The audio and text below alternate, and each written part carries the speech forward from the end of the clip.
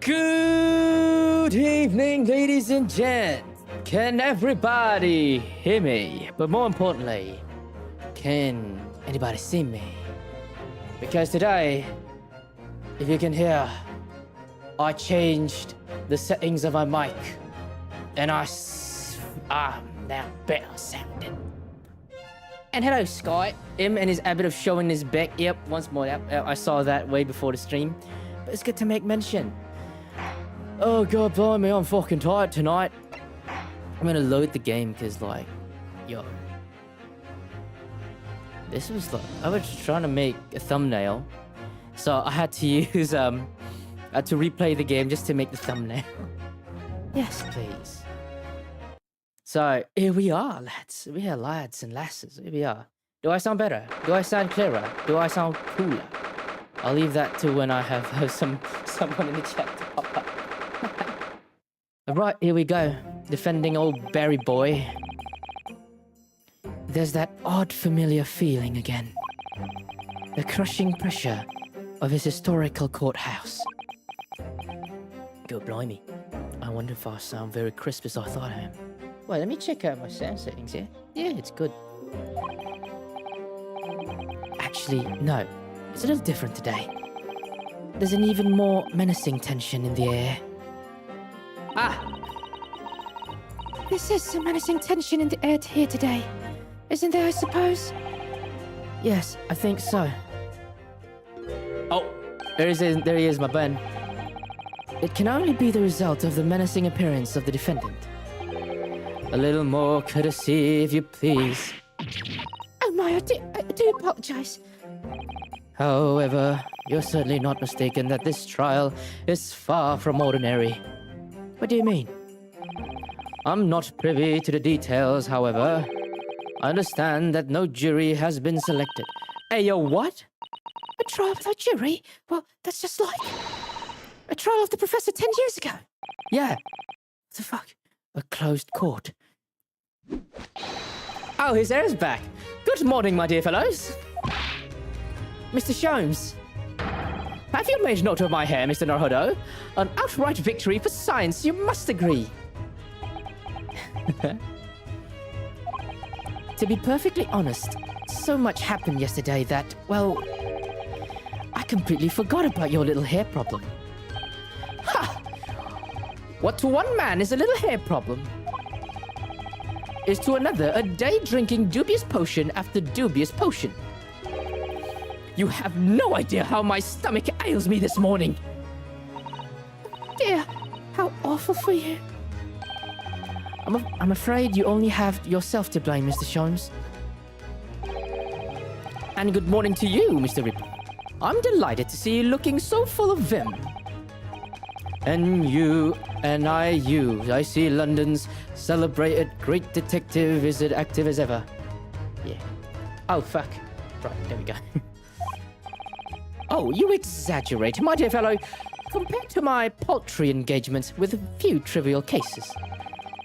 The Reaper's overbearing presence is a far greater deterrent to the back roots of crime in our capital. And whilst I may not agree with your methods, there is at least one point on which I would readily commend you. What an honor. And that would be your eye for a good lawyer, sir. Oh, I'm a good lawyer? Well, I did guess last trial, but you know, I'm a good lawyer. Mr. Sholmes. After all, behind this lawyer there is a very great mind, my own. Oh, okay, I see. What are you trying to say? I wish only to say that you should be prepared for quite a trial, Mr. Reaper. Sorry to barge in. Oh wait, sorry to barge in. Oh shit, it's those. Gina! What's that on her arm? It's a mourning band, I suppose. Nope, that's a band for detective, I guess. Father, shouldn't you be in a symposium? It's been postponed. Wait, it's been postponed. So I have some free time. I decided to come along with the police inspector to see our country's up-and-coming student in action. I shall be very interested to see the fruits of your studies over the past year. Well, it's an honor to have you here. Let's hope there are some fruits to see. Gina. Odo. Oh, yes, Gina. What'd you agree to this, eh? Why'd you take him on? This Reaper bloke, everyone says it was him, what? What killed the boss? I'm sorry, Gina, but I just don't believe that. Well, if one were him, who was it? I don't know that, yet. I don't care who calls him what. The Reaper's just a name. He's just a person at the end of the day. Yeah, he is. And if it turns out it was him what killed the boss, then God help him. True. Fiery eyes indeed. Yes, the culprit deserves every ounce of your loathing. Eh? At least that may be some solace to the deceased. I want to hug her so bad, though. I need to make the clips of, not really a clip, a video of me simping for that dude's back, if anything. Please, Otto. Get whoever did this for the boss. Gina. I really can't. I really can't. I'm defeated at this point. I'm so defeated. Gina's too precious, if anything.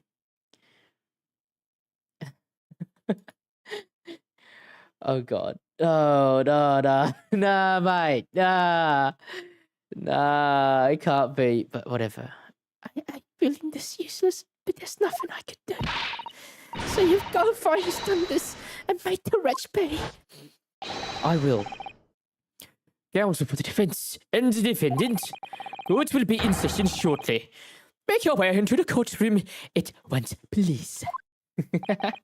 That's my fun for the day. All right then, here we go.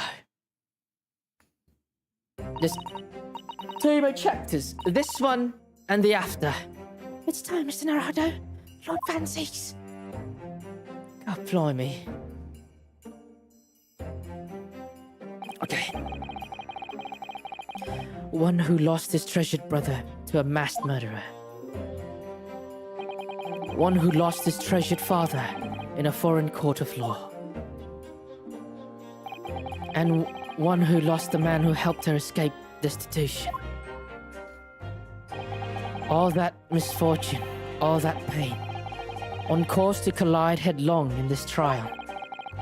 It's time to shine a light on all these dark events. Oh my god. That's a thumbnail. That's a thumbnail. Chom's back. Instead, we got the back of Sholmes. And whatever truth is revealed, we're going to have to look it straight in the eye.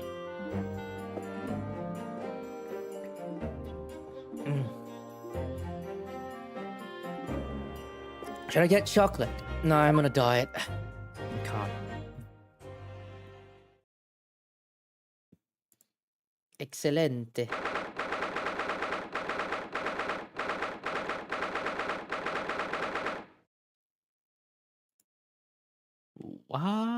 What? Okay, I just saw something in chat. Don't mind me yet. Yeah, that's okay. Not the chat there, but like chat in yeah, my friends group. Yeah. They're a funny lot. I love them. Oh my god, his outfit! Let's go! In the name of Her Majesty the Queen, I hereby declare this court to be in session. We're here to conduct the fair and just trial of the defendant, Barrick Van Zeeks. Counsels for the defense and prosecution, are you ready to begin? Oh god, it's itchy. I have a blister on my foot. That's what I get for jogging. But, whatever. Oh my god, his clothes, man. He looks so cool. I love him. The defense is ready, my lord. The prosecution is more than ready. Oh my god. He's so cool. Sama-sama. I've been wishing to see you in court again for so long, it feels. But I never pictured it happening like this. I never thought I'd be facing you behind a prosecution's bench. The so-called Reaper of the Bailey has been a scourge like no other, undermining Her Majesty's justice system. Excuse me, I was burping. Today we must uncover the truth behind this scourge.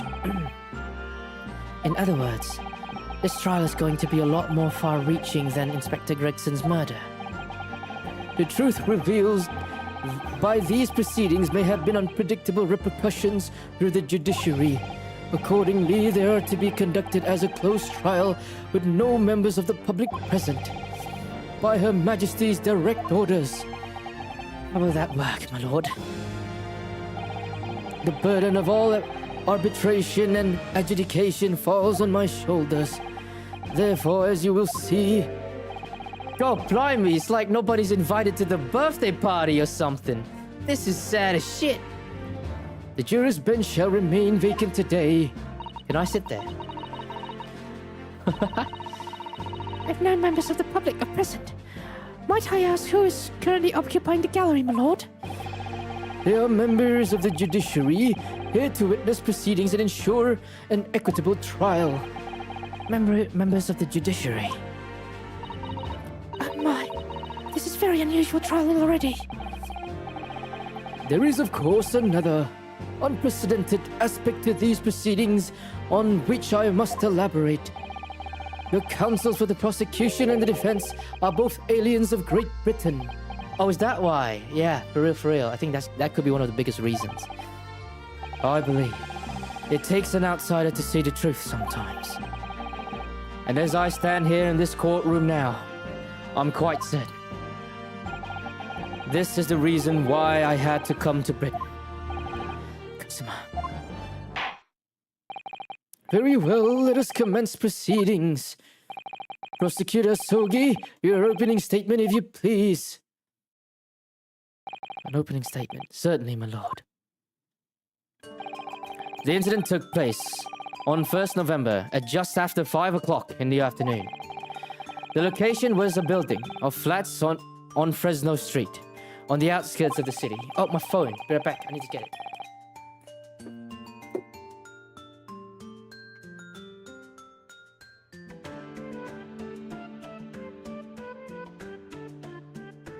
I forgot my phone from a while away. Right.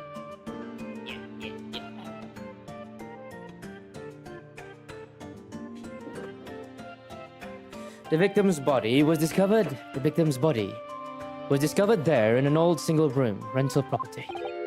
Yes, Inspector Tobias Gregson, a name known very well indeed to this court, not least for his miraculous resolution of one of this country's grimmest cases 10 years ago. The professor case. How sure are you about the time of the incident? Several witnesses on street outside heard the gunshot, and all have reported the same time. Yes, that's what Gina told us too. There were a number of witnesses. I have here a plan of the room. Oh my god, I really can't. It's just Gregson's body right there, man. The victim was found curled up in one corner. It's believed that he was shot from the front at point-blank range and died instantly. How has the range been determined? There were scorch marks around the entry wound. Such marks are caused by the gunpowder used to fire the bullet. But the powder hot enough to leave scorch marks is only ejected a few inches beyond the end of the barrel. In other words, it only happens when the target is at point-blank range. I see, yes. Thank you for the detailed explanation, counsel. Right, we've got a new piece of evidence. The murder weapon was found lying beside the victim. Alright, let me check this one real quick, yeah? Tobias Gregson, male, 45, British, time of death. Wait, what's the time of death? It doesn't mention. Coronas Maria Gori. Victim was shot in the chest close range, resulting from the scorch marks at the point of entry. Bullet exited the body from behind. The caliber of the gun used matches that of standard issue firearms for members of the judiciary. Lying beside the victim. And you have managed to ascertain the owner of this firearm? No, my lord. Not conclusively. Bravo, Kusama. We're not trying to use the gun as evidence when its provenance can't be proven. Furthermore, my lord, as I've explained, the revolver was fired at extremely close range. The bullet passed through the victim and struck the wall behind him. There is a candelabrum mounted on the wall, and the tip of one of the candles in it was found to have been blown up by the projectile. We certainly noticed that too, didn't we? Yes, that's right. Thank you for the thorough report, counsel. The setting of the crime is clear to me. I will submit the plan of the crime scene as evidence, please. As you wish, my lord. Right. Oh, God. I was jogging today. So, yeah, I'm a bit... Don't worry about me, lads. I'm good. Tea. What the fuck is this? Oh, right, yeah, it was there. I remember now. Right. Is it Fresno Street Room Inspector Gregson's private abode? No, my lord. The room is rented to a high Mr. Hugh Boone. There is precious little furniture inside, and it is generally in poor state of repair. So what on earth was Gregson even doing there?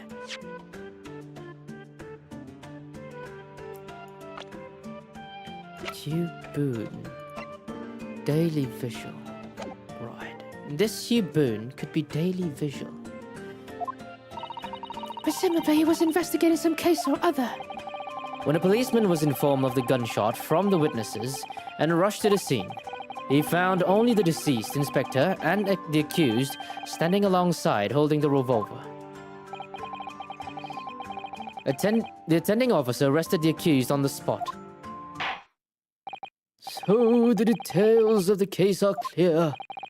In that case, the prosecution would like to call its first witness. A name, please, counsel. Naturally. The accused himself. Lord Van Zieks.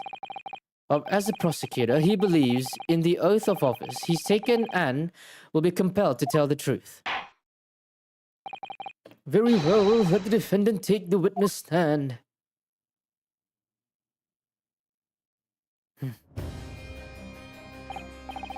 So, witness, state your name and occupation for the court.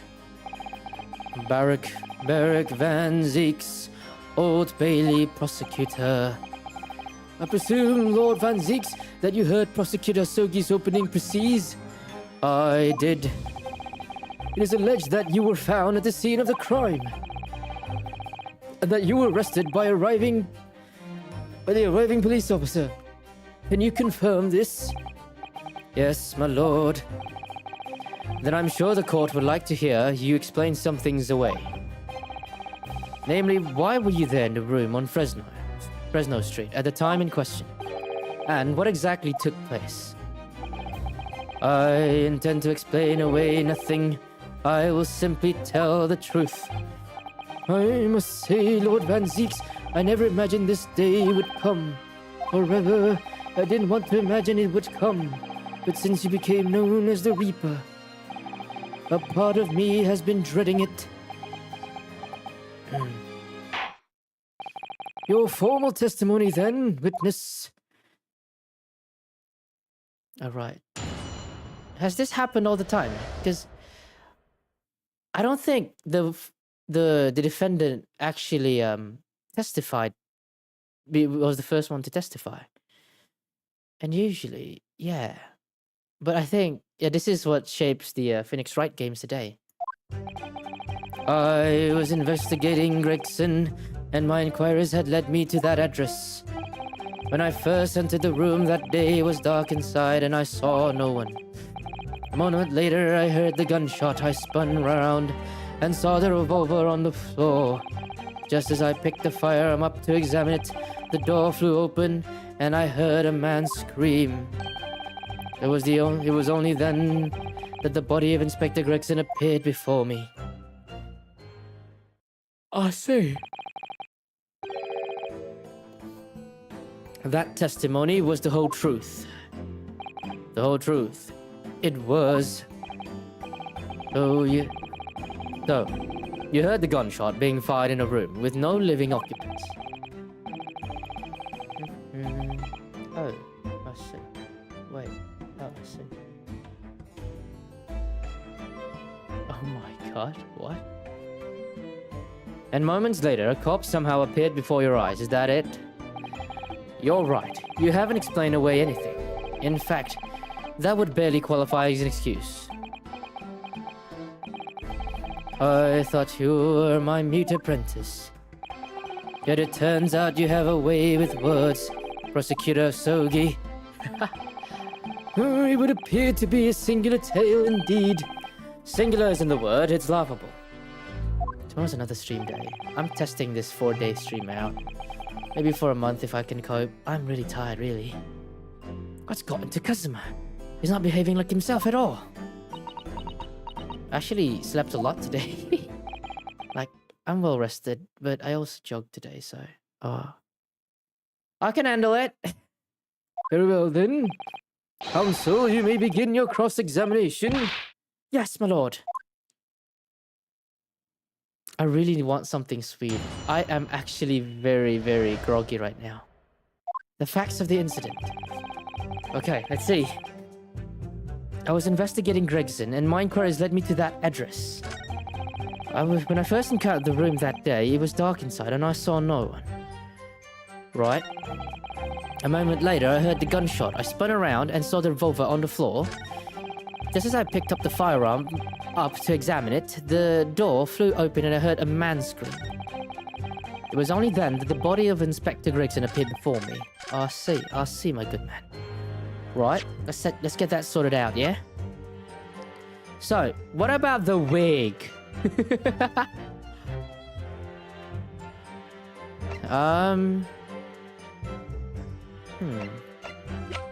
So let's see. We got the Red-Headed League.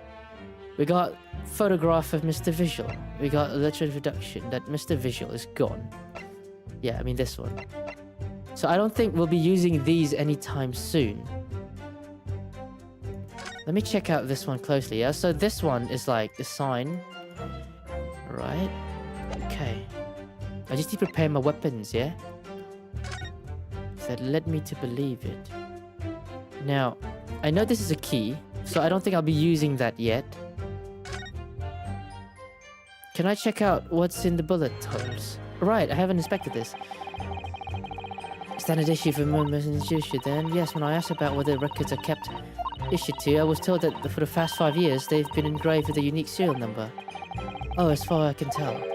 There's nothing like that on this gun, which tells us that it must have been issued longer ago than that. I see. So there's no serial number. If anything. Right. Alright, that's good information.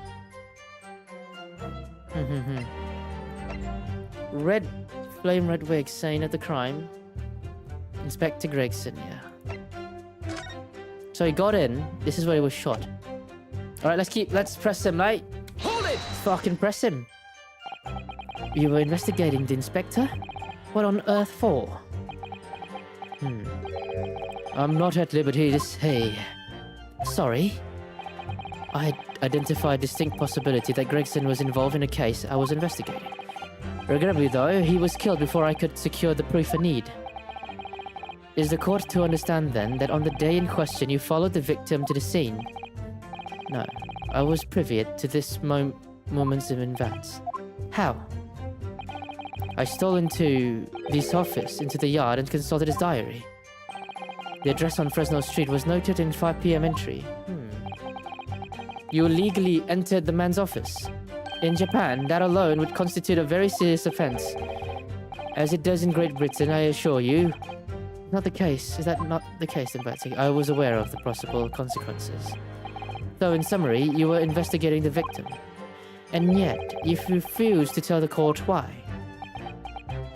I didn't realize British prosecutors enjoy such freedom to choose what to divulge under oath. Ugh, why did I ever think I could defend this man? Right. I have 5 lives. When I first entered the room that day, it was dark inside and saw no one. Hold it! Held it. Had you ever been to the address before?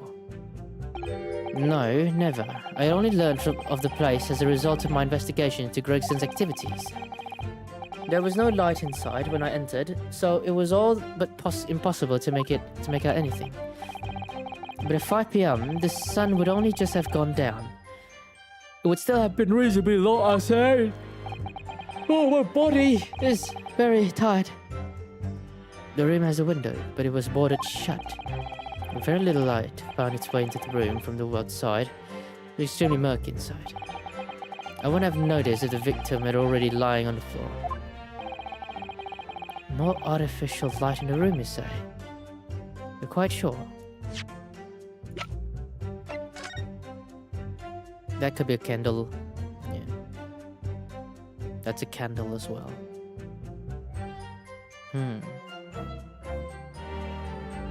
Yeah. No, he couldn't have seen the body then. I know that this door will either open up this way, and definitely walked in, he won't see it. But he will hear the gunshot. God blimey. And it has to be very close at point blank range. Like, guy has to stand here, I guess. It's soon. You're quite sure? I'm quite sure that the part of the room where the body was found was very dark. I have a feeling there was a small oil lamp burning on the desk, though I couldn't say for certain. Can confirm, can confirm. Look, Mr. Naruhodo. Yeah. There's a small desk in the room just here. Yes, I remember. There's an oil lamp on it, as well as a framed photograph. Yeah, there was a framed photograph. When I entered the room, I closed the door behind me and started towards the desk side to investigate. And what did you find? Nothing. I never actually reached the desk. I got Cheetos. Haha. Well, I heard gunshots all around and saw a revolver.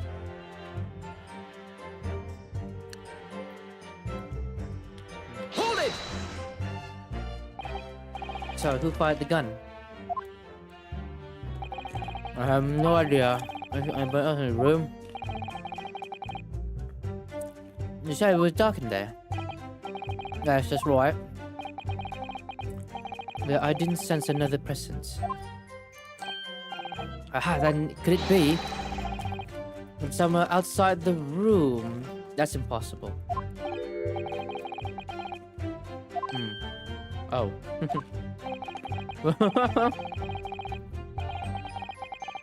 From inside the room, I could smell gunpowder. I'm going from bad to worse. Point which you noticed the revolver on the floor. Correct. I foolishly picked it up. I was careless on my part. Wait, what was he shot? I need to know. What was the man shot? He was shot at close range. From the front. Okay. Oh my.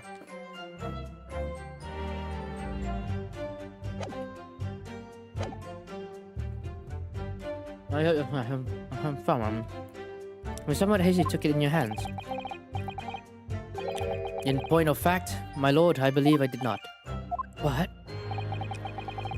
The barrel of revolver I picked up was cold, and there was no smell of spent gunpowder. Haven't heard that in a while. But then where on earth was the gun fired? Well, so I would like to oblige you with an answer. I'm afraid I can't. I feel really like we know that.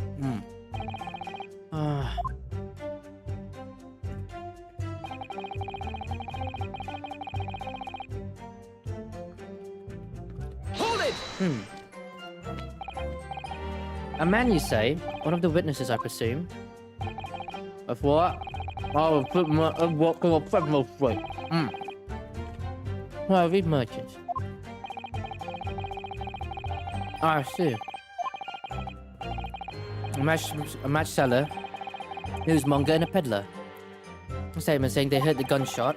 Without a thought of danger, they ran inside to see what had happened. Yes, Gina told us about that yesterday, didn't she? They burst through the door with some force, it would seem. They did, it almost gave me a heart attack in the process. Huh. It's about to be a reaper. Immediately noticed the revolver in my hand and fled. Heard the commotion. Was able to arrest the accused shortly after the incident occurred. And the man's scream drew my attention in that direction.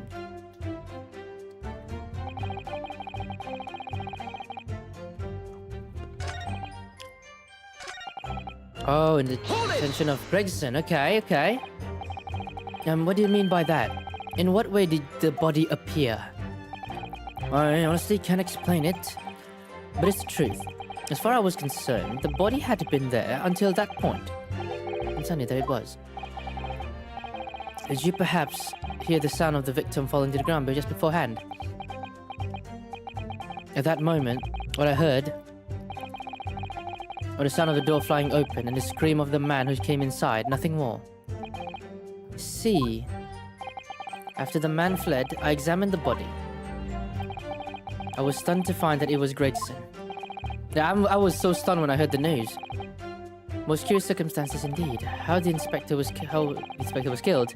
How this body seemed to appear out of nowhere. I have no idea. Oh, what? You said objection. Can he do that? Surely the court has had enough. Give me. Put the snacks away. My lord, this cross-examination has clearly revealed that the accused, Barrett Van Zeeks, is lying on multiple fronts. Multiple fronts? What is that supposed to mean? Good gracious, counsel. The defendant is lying, you say? In his testimony just now, he claims that he failed to notice the victim's body because the room was dark. That's correct. No, that's impossible. As proven by this candelabrum. How does that prove anything? As you examine the tip of the long candle, you can see it been blown off by a powerful impact. Yeah, I see that. I would assume the projectile from the firearm passed through the victim and struck the candle. The problem comes when you consider the other two candles, which are clearly on a different length. Hey! I didn't think of that! Yes, you can see that only the candle that appears to have been struck by the bullet is long. We could reasonably expect someone to have lit all three candles together. Which begs the question of why only one ended up longer than the others. That must be because that particular candle was extinguished when the others were still burning. Ah! That's right. When the candle was hit by the bullet, it obviously went out. But the other two candles would still have been burning, so the fact is, the victim's body would have been illuminated by the light still thrown by the candelabrum. And the accused claim that he couldn't see the body clearly contradicts those facts. Let's fucking go, lads! And now to the next slide.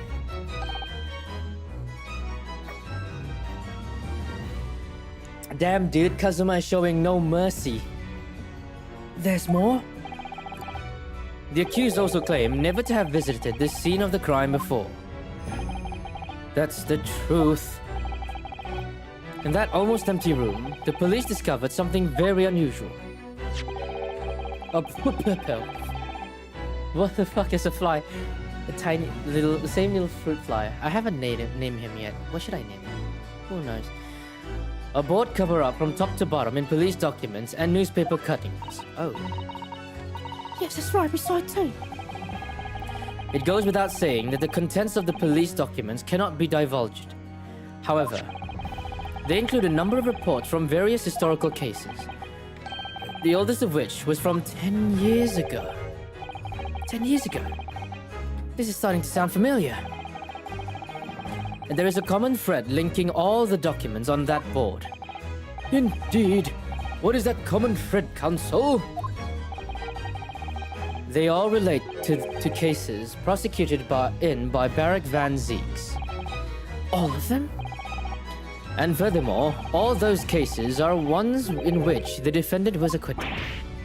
Good lord. Interestingly, none of those defendants are alive today, because all of them have been sent to their graves by the Reaper. Oh, damn. Ah! Oh, no! In short, that dingy little room is the Reaper's secret hideout and his base of operations. I can object to that, Kazuma. I can fucking object to that, buddy. It is not his base of operation. The Reaper's hideout? And yet the Reaper will claim never to have been to his own secret hideout. No one will believe that. No, the truth is, we've been looking at this backwards. Backwards? Explain, Counsel. Inspector Gregson was investigating the identity of the Reaper. When he discovered the location of the man's secret hideout, he was killed. As I'm sure everyone can imagine. By the Reaper's hand. What? This is ridiculous. What? Nah. Nah, bro. Order.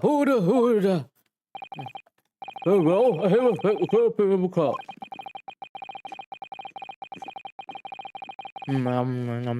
Excuse me. I can't stop eating. Oh.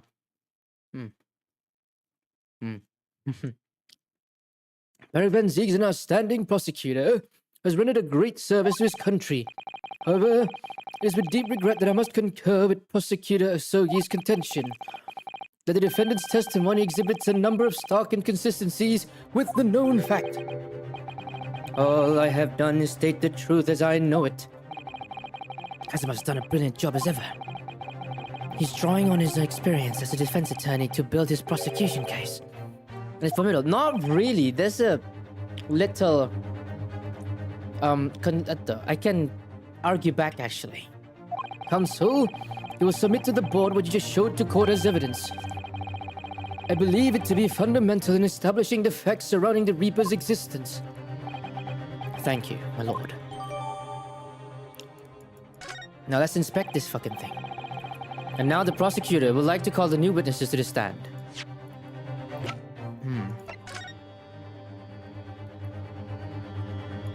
Oh, what? Wait, there's fucking blood behind that. Oh, what's this? Is that not how that look? Oh yes, it's a smudge of some kind. In fact, it looks just like a handprint. And the color. It's blood, isn't it? Oh dear. Oh dear, how disturbing. Oh blimey. We have yet to uncover everything here. It's of the whole raft of cases dating back to years on here, yeah? Uh-huh. There you go, bone. Oh. Oh, paper cuttings here. Which I'm running a league of a time. Remember, there's a rare red hairpiece. Which put on a red-handed leak in. I wonder. Right. Call new witnesses to the stand, okay? Witnesses who saw events unfold that day in question. They were mentioned in previous testimonies too, if you remember. Yes, the street sellers who heard the gunshot and went in running into the room. Very well, lead the witnesses in. The defendant may step down from the witness stand. Certainly, my lord. This is gonna be a very complicated... Oh my god, what? She is so cute. I'm simping again. So, witnesses, state your names and occupation for the court. Names? We don't use names. Far too fancy for the likes of us. My god, why is she so cute? Holy shit. Little Red Riding Hood. Damn. We're just free and easy. Sell what we like where we want to live. I give them all of a share as they walk down prisoner and spin a few words into a verse for them. Would it be right in assuming that all three of you make your living by selling wares on the street? Everyone calls me gossip. I sell jaunty little tidbits to passerby, you know? Jaunty little tidbits. Got an absolute smasher for you, sir. Right up your channel. It is. And you know it is.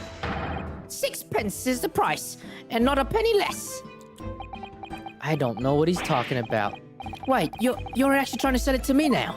Oh, come on, sir. Don't tell me you're not interested. Try the man. Give him the money and see what it is. Be the man, counsel. Wait, why is it my money? Alright, 6p it is. You won't regret it, sir. Now, got your listening ears on? Just between us, a young couple on Slade Street have just had twins.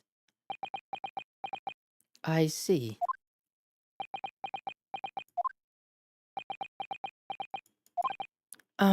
Is that it? No, that's not it. It's gossip, isn't it? It wants to spread, but that bit's up to you and your mouth, of course. I've got more, you know. One of those juicy one. 6p a piece it is, if you're serious, if you're curious. I'm curious, yes, about what's going on under that fat bottom lips of yours. Namely, that unusual bruise, or whatever it is that poking up from under your collar. Oh, yeah, what happened to him? What about the next witness, then? What name do you go by and what do you sell? Me? I'm Venus. Oh my god! She is gonna be a thumbnail. So pure. I'll need to call it so pure. Why is she so cute? She's really adorable. If anything. I'm Venus. That's what everyone calls me. Funny, innit? I sell these lovely little fireworks to all the local school kids. Oh my god! Wait! Hey yo! Hey yo! 6p a pop, what do you say? Hey yo, did she just light it up with a... Oh no, I ain't gonna say that. God blimey. God blimey. She is one of a kind, isn't she? Very much one of a kind. 6p a pop, what'd you say? Whoa, what was that smile, my guy? You weren't exaggerating with little, do they actually sell? Oh yeah, the second years can't get enough of my Venus firecrackers. Especially when I tell them that it... Oh my god, well, she just winked. She just winked. This chapter, I'm simping a lot. They just got 100, they could blow up the school.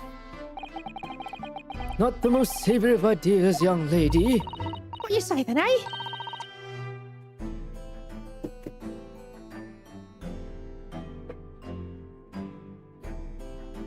Excuse me. Did I just heard a kissing sound?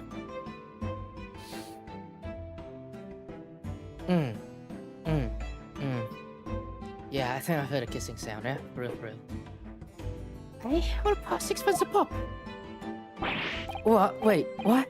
You want me to buy one? Tell you what, I'll let you on a little secret.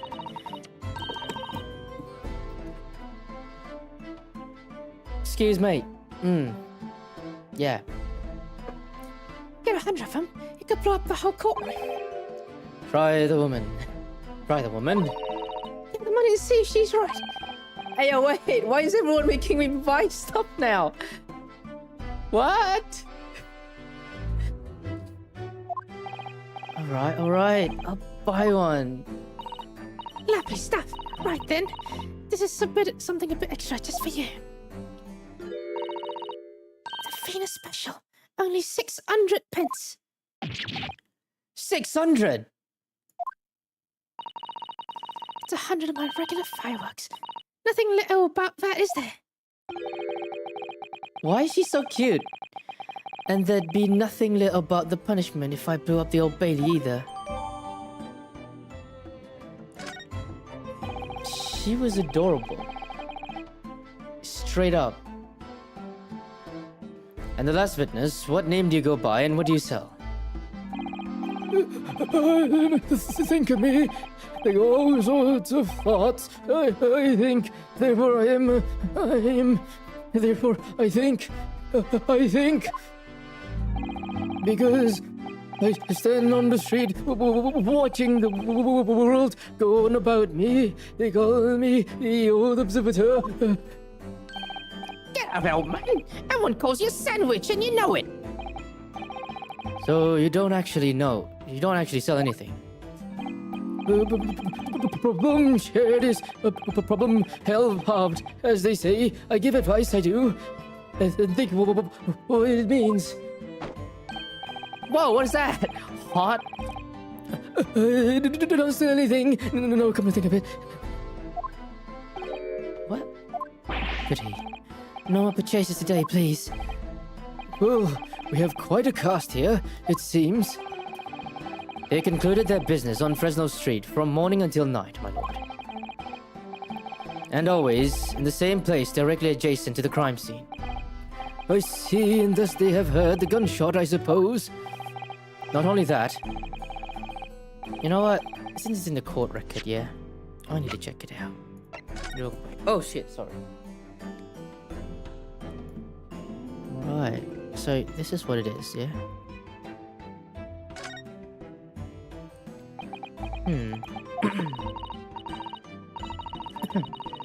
Have you heard an idea about Miss Neri? Is there any of this? Sorry, it's just that it's Venus special. During what 600 pence worth of fireworks would sound like.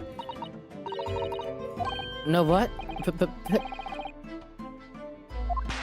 Bang! Alright, that's what fairly sizable bang. I'm still ringing, I don't know what was it exactly like?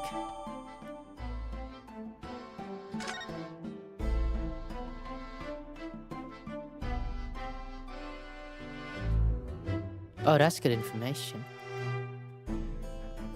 That's good information. But not only that, but they very bravely ran inside to see what's going on and witnessed the crime. Well, I'll be begging. I thought, just between us. Venus de Milo, what am I to do? Oh, everything I saw. Oh, what I think is, if all what we see is light and shadow, playing with our eyes, is any of it real? Very well.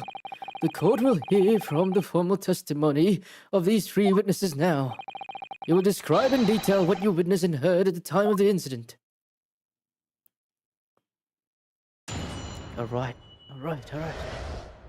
The witness account.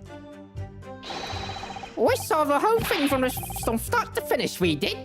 Everything from the moment they went in the building.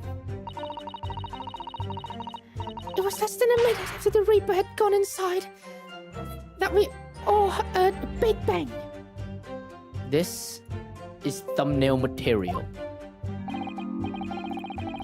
Seems to me that quick to talk is quick to walk. Couldn't wait and to go and see what had happened. My God.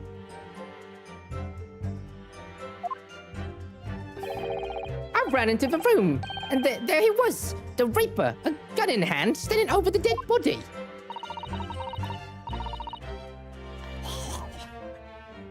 The way she moves.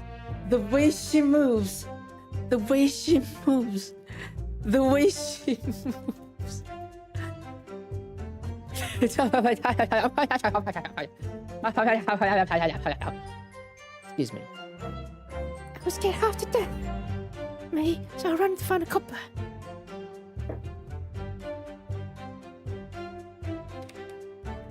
Oh, come on. You know what? That's fine. Oh my God, that was a very short testimony, if anything. If these witnesses were there the whole day and saw everything, what did they see going inside the building? Only the victim, Inspector Gregson, and the accused, Barrack Van Zeeks. I've seen pictures of that Reaper in the paper. I know what he looks like. Excuse me. And just between us, folk love stories like this. I've made myself a tidy sum already. But wait, the room was just one of several flats in the building. Someone from another flat could have done it. All those flats on Fresno Street are unoccupied. Of course they are. They're small, damp, dirty, and expensive to boot. The room in which the inspector was found in only property in the building that currently leased. We know the leaseholder's name, don't we? It's Hugh Boone. Testimony the court has just heard would appear to leave little room for doubt. It's becoming increasingly difficult to see how anyone other than the defendant could have committed the crime. No. Thank you for your candor, my lord. Counsel of the defense, you may proceed to cross-examine the witnesses. Yes, my lord. In a closed court like this, without a jury, the judge is the only person whose opinions matters. I have to break down his testimony, somehow. Right. Oh, baby. Okay, baby. I should end the stream early. I don't know, I'm a bit tired tonight. We saw the O thing. Oh, we did everything from the moment they went into the building. Less than a minute after the Reaper had gone inside, we heard a big bang. Seems to me that it's good time. I ran inside the room and there he was, the Reaper gun in hand, standing over the dead body. I was scared half to death. Why is she so cute? I thought it was 3 men. They did say 3 men, but why do I see cute women? Hold it! When you say they, who do you mean exactly? Inspector Gregson and the defendant, Lord Van Zeeks? I suppose the likes of us don't know the names of the high and mighty. One thing, it was that old Reaper that went in last. That's for sure and certain. Inspector Gregson. Wait, what?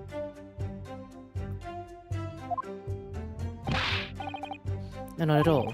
The first fella must have gone inside a good 15 minutes before we heard that gunshot. 15 minutes before? Are you sure about that? I am sure. Am I sure? Am I sure? Does it seem likely that I've forgotten a fellow with bright red hair? What? Yeah, it was really red, wasn't it? Redder than my flaming fireworks even.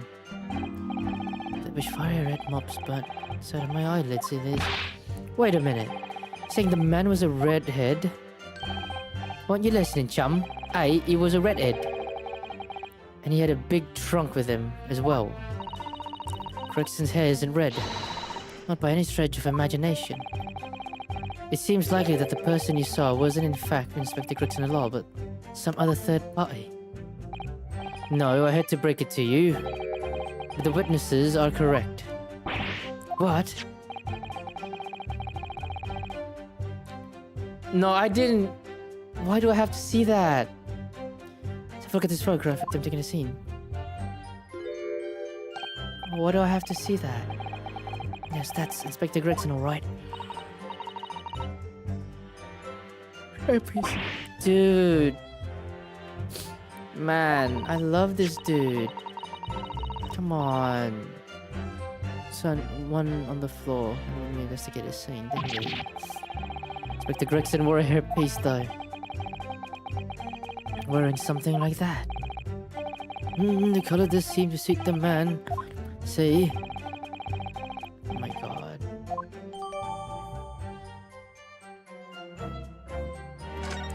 Let me have a look at Gregson real quick, yeah.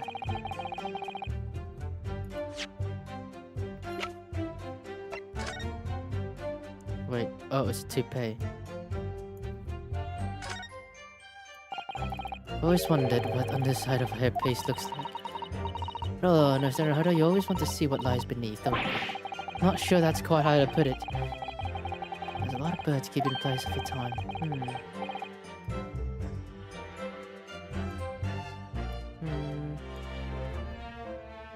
And the wind. How convenient when you say you want to take it off again.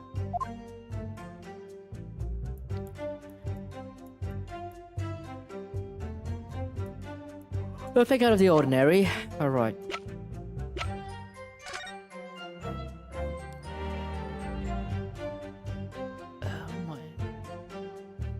Why?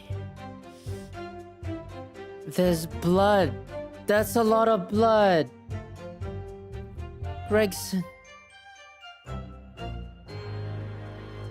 That's a lot of blood. Where was he shot?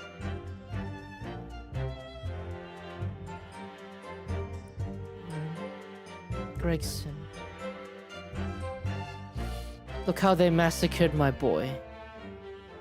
Look how they massacred my boy. Is there anything, something I can inspect at least?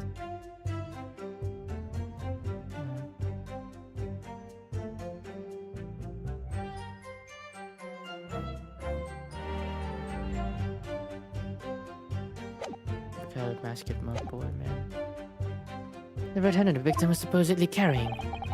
I was informed that no trunk was found at the scene, so it's just disappeared.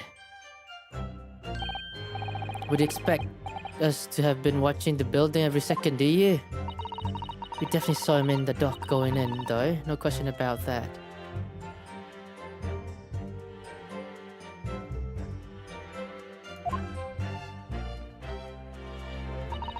It was less than a minute after the Reaper had gone inside. We all heard a big bang. By which presuming you mean the gunshot?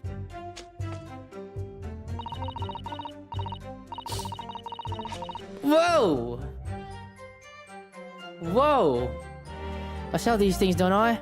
How would I know what a gunshot sounds like?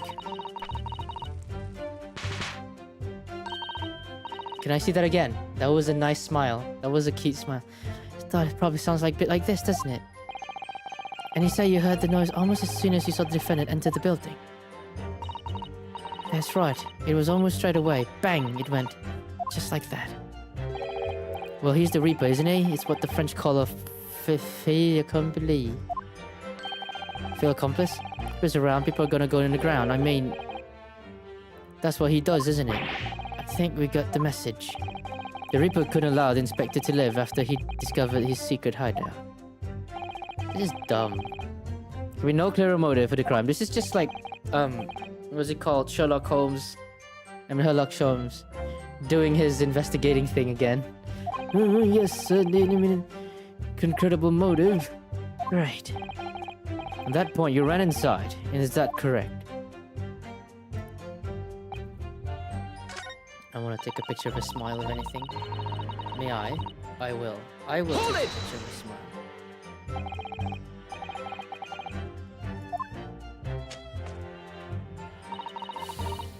Why is she so...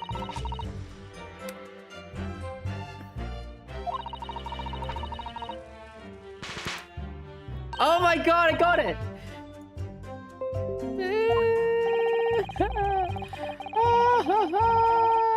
Smile! Smile! Smile! And you say that you heard the noise almost as soon as you saw the defendant enter the building. That's okay, I don't need to read this, I just want that picture. That was so cute!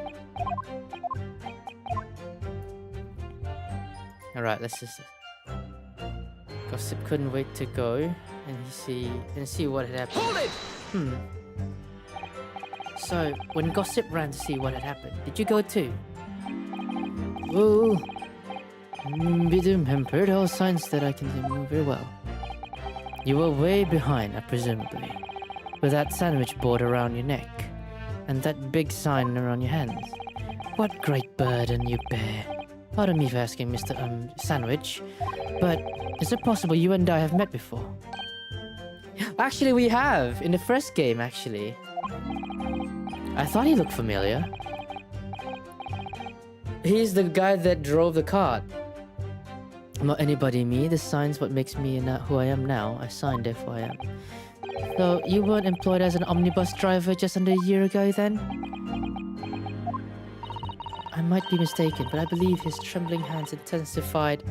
Mr. Naruhodo? Yes, I agree. He's clearly been through a lot. He has. Turn down King Henry Street and Black Widowers on... What's there?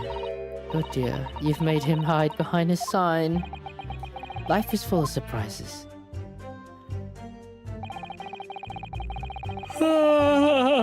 I should... Oh man. I think I feel like it. Alright, after this testimony then, I'm gonna take a nap. Yeah, I'm gonna cut this short.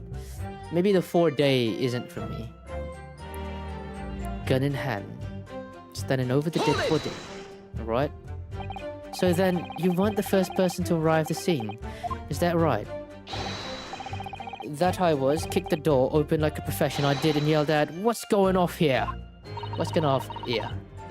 Van Zieks claimed all he heard was a man scream though.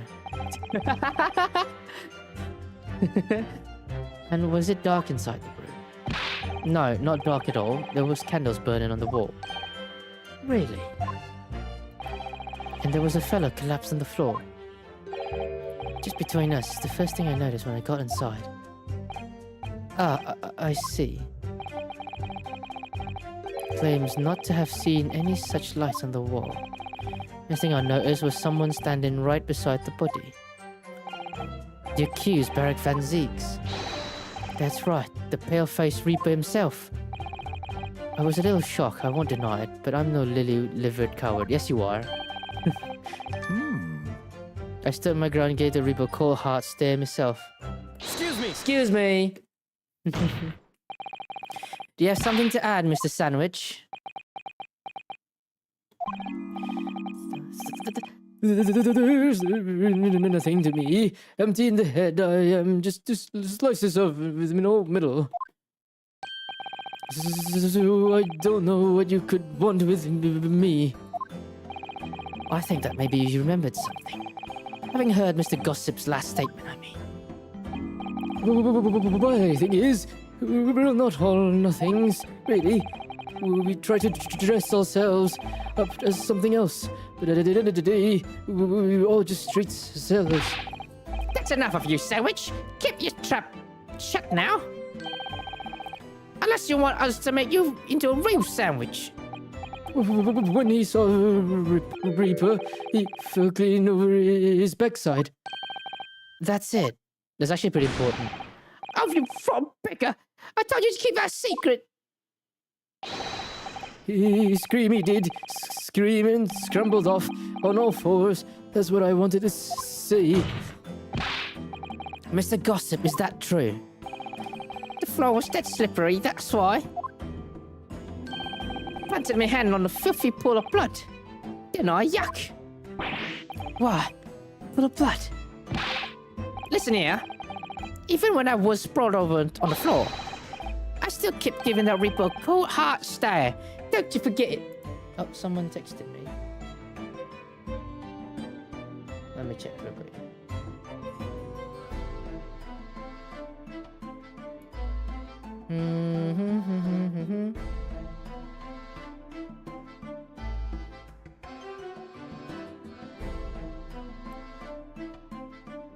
I don't even know. Let's fucking go. Hard cold stare. But that's what he's giving the Reaper. Let's go. Just go back a little. Did you say you got blood on your hands? I did. Hey, happens the best of us sometimes. I'm scared. Slip over. We can keep it just between us, yeah? Can we? No, Mr. Gossip. I'm going to have to ask you to add that information to your formal testimony. Oh, if I must. The witness will amend his testimony to include the aforementioned details at once. I don't know, I might go on, even though I'm tired. It's good to stream. I haven't got blood on my hand, so I quickly wiped it on the floor. Wait.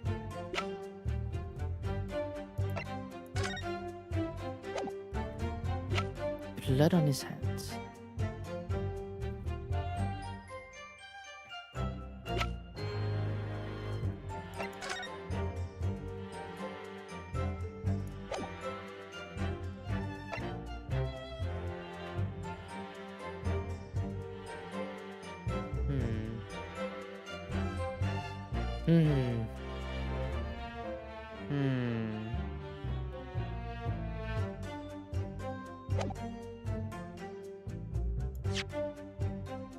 Wiped it off on the floor.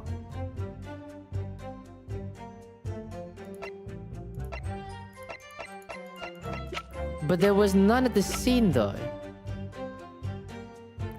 If we remember correctly. Hold it! There was none at the scene of the crime. Wipe your hand on the floor. Well, who wants blood on his hand, eh? Horrible stuff. Thought I'd done it. Huh. Not her. You didn't think that might be a problem.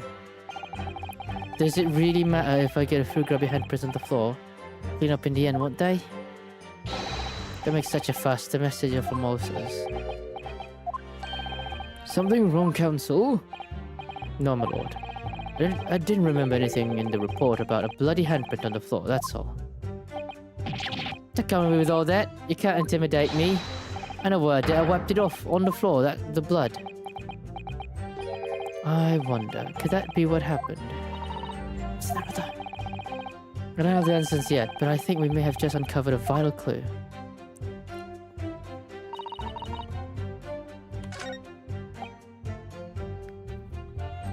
Should I go for it? Because there was nothing. Objection! There we go. Objection! So you wipe off the blood from your hand on the floor of the room? After you... Are you quite sure about that? Well, what else you expect me to have done, eh? Does it really matter? Objection! The police found no such handprint on the floor during their investigation. What exactly is the defense asserting? Objection! If you listen, you'll find out, Prosecutor Sugi. Certainly, there was no bloody handprint found on the floor. What are you trying to say? There was a handprint in blood left very clearly at the scene. On the back of this notice board. Ah! Oh, yes, indeed. Indisputably a handprint in a distinctive color of blood. You're dead right. That's my handprint. My right hand. I know it anyway. Wait a fucking second. Then if you did wipe it on the floor, that means that thing would have fallen down on the floor. The witness very definitely testified that he wiped his handprints on the floor. Any handprint on the back of the board are irrelevant. Objection! This is spicy now. Not if the board itself had fallen over onto the floor. In that case, it's quite possible for the witness's handprint to have ended up there. Just look at the floor plan of the room.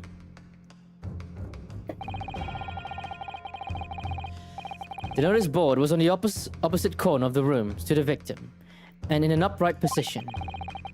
If it somehow had toppled and was laying on the floor at the time, it would have been a considerable distance from the body. I fell over when I came across the body.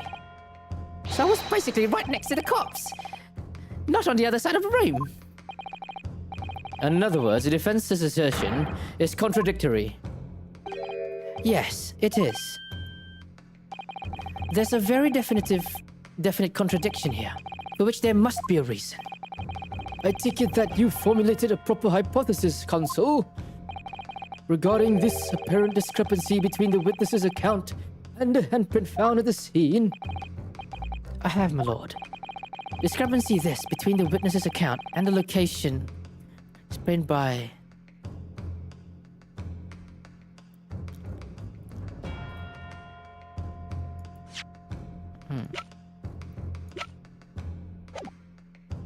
If he was right next to the victim, yeah?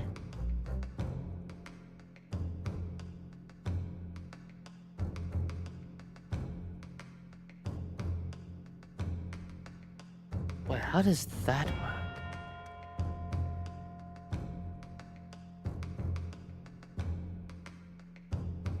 Not false testimony. There is no other handprint, so the board moving.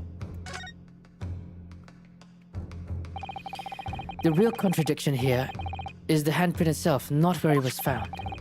As the court can see, it's upside down. Good gracious, so it's his! If the witness had put his hand against the board, the finger should have been pointing upwards. What does that tell us? It tells us one simple fact. When this handprint was made, the board must have been lying on the floor, as I previously suggested. Which means that after the incident, it must have been moved. What? Hot actual... Objection! Objection what, Kazuma? You know you can't get this. You can't explain this.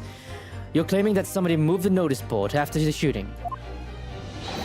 Then tell to the court who. I don't know that yet. But the point is, when you consider all the testimony we've heard so far, we can now be very clear on one point. And that would be that the position of the notice board at the time of the incident, my lord,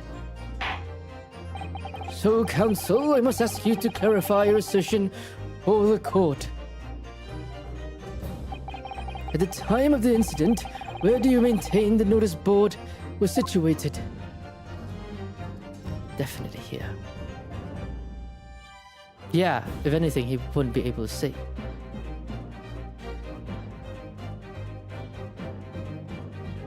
How should I know?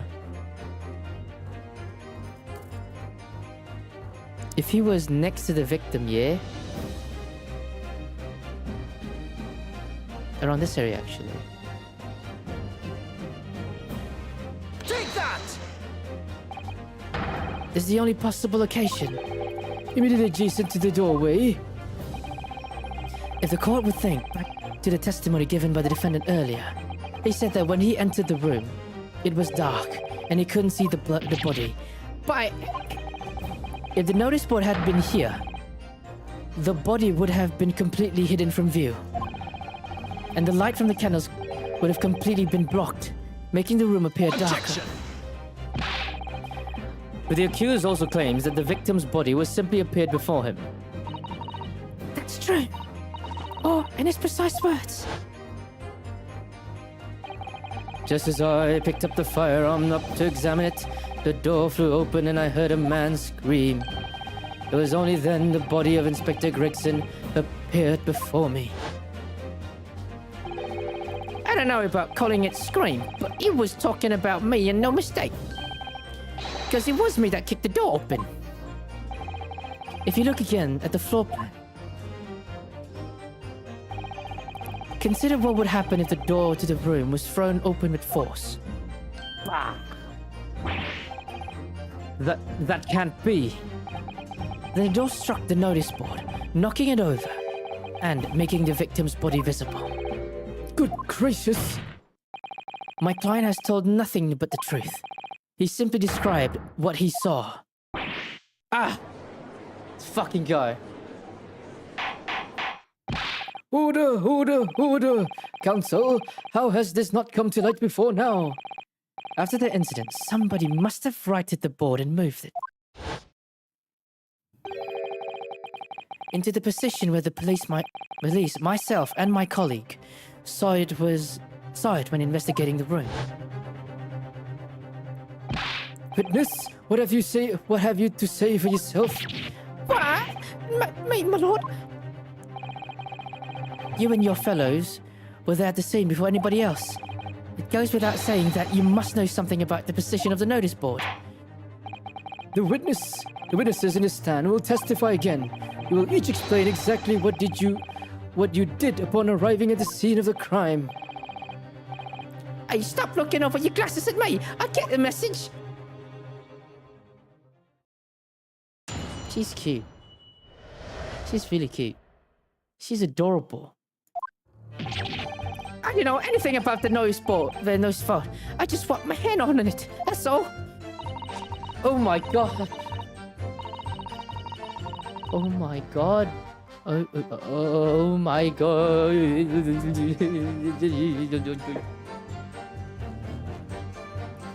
Looks like there's going to be 2 clips of me simping for this episode, yeah? Oh god. God blimey, man. God blimey. Yeah. Hot cute. There's this fire. And she's playing with that fire, probably warming her hands. I know what she's doing. But don't look at me, I haven't got a clue about it. I was just doing business with some second years at the time. Second years? I don't know anything about it. Anything. I'm just a bystander. Me. Just a sign at the crossroads of life. It was that raper bit. He got a face that screams bored. I could see how this changes anything anyway. The detective still died when we heard the gunshot. I see. So none of you can elaborate further. Shaken by the crime they witness, and with only the light of a few candles and an oil lamp by which to see, we can't expect these witnesses to be able to give a more precise account of what happened. That's right, yeah. Don't pay don't pay to expect too much.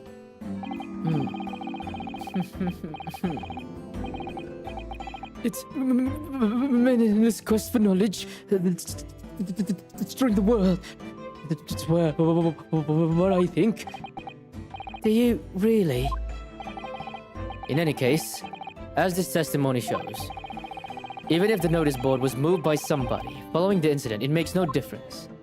Well, I gotta check something real quick, yeah? Real quick. So if no one's going up. Oh right, that's cool.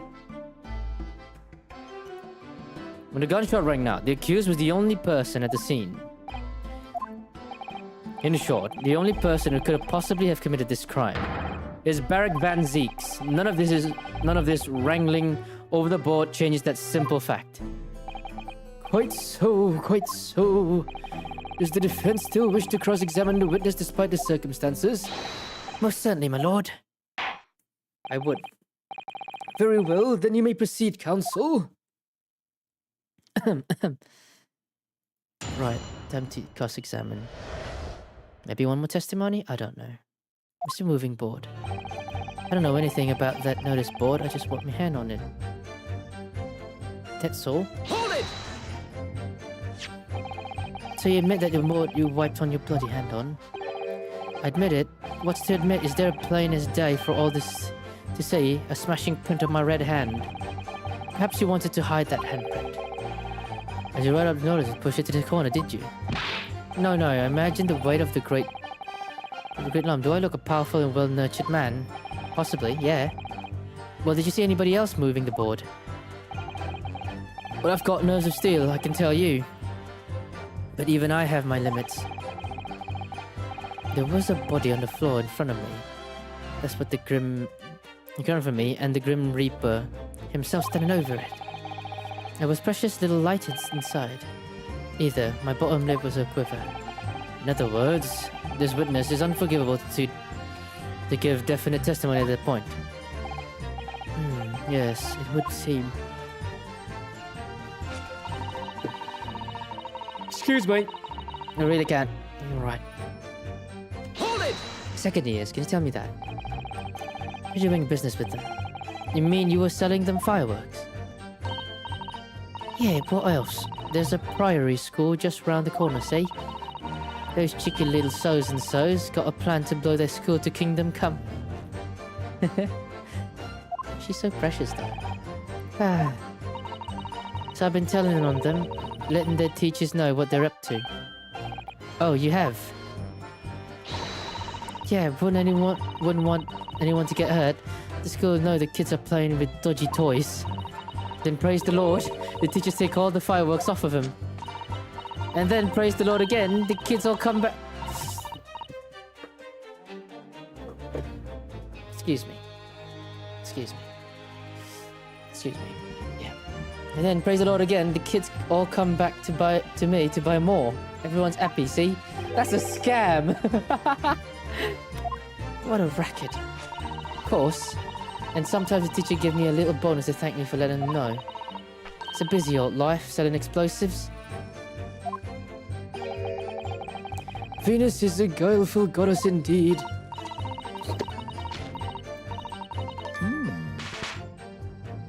Excuse me.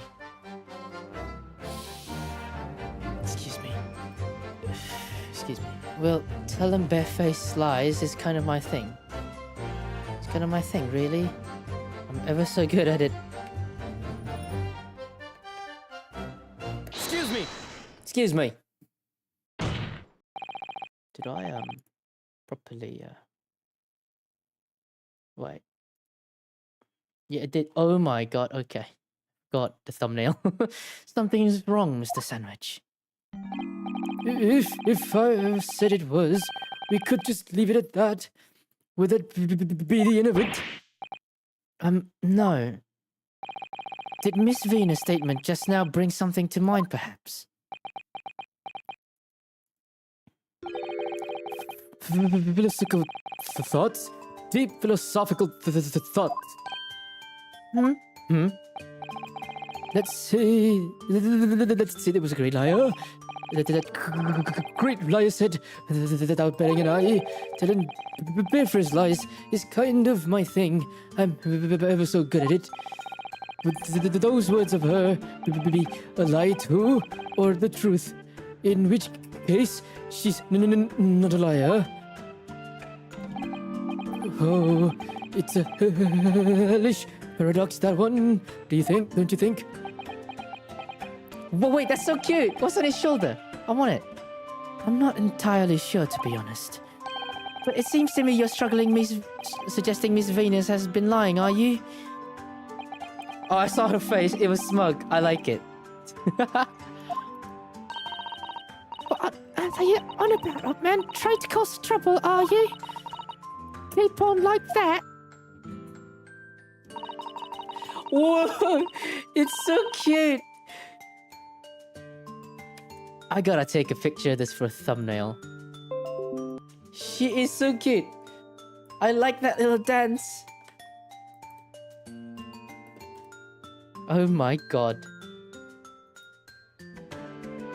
I'll wrap your whole body in firecrackers and set them off.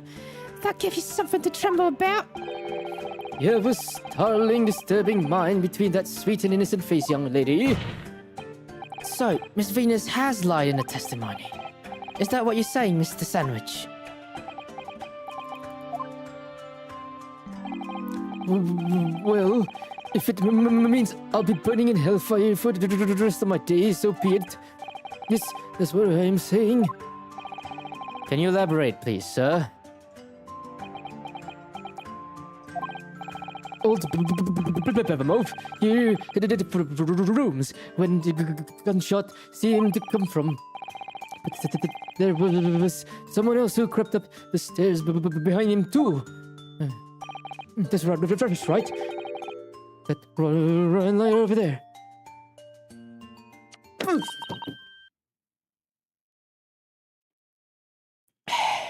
Excuse me. Excuse me. Yeah. Excuse me. Good day to you all. Ooh.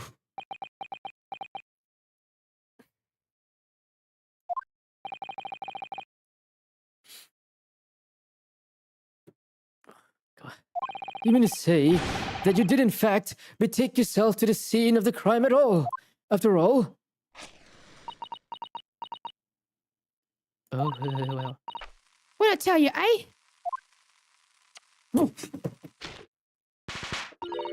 Stop! Stop! Stop! Fucking stop!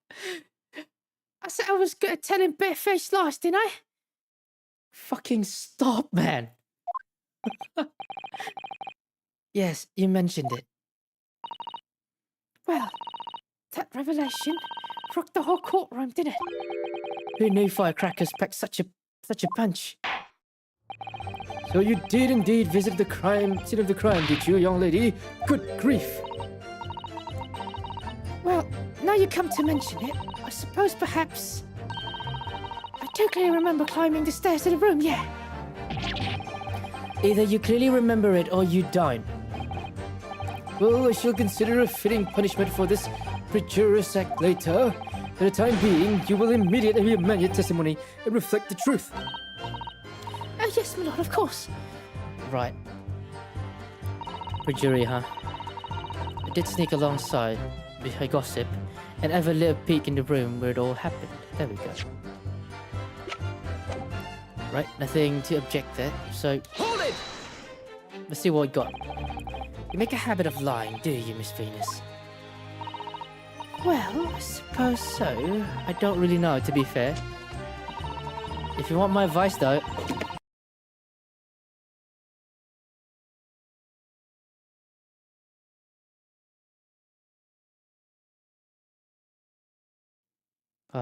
Okay, I accidentally...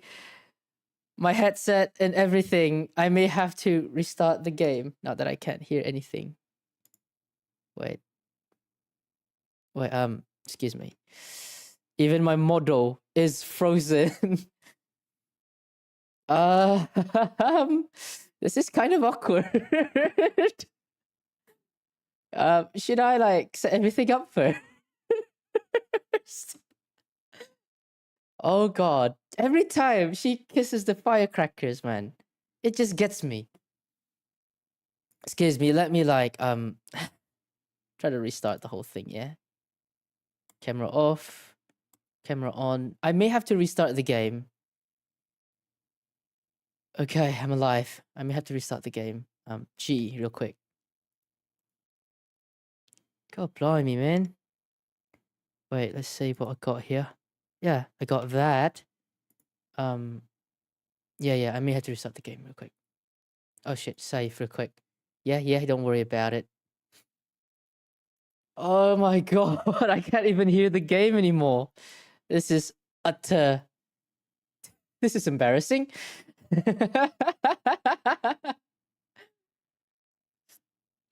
Excuse me.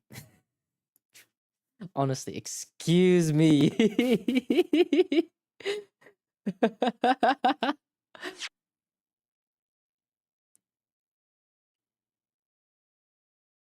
There we go. This sounds bad. Yeah. Right. Let's continue. I'm gonna get a drink of water. Yeah. If you want my advice, though, I take everything I say with a big pinch of salt. Excuse me. Pinch of salt. Alright, but you did in fact go to the room where the victim was killed on the day in question, didn't you? Oh, please, as if I would. I can't think of anything more terrifying.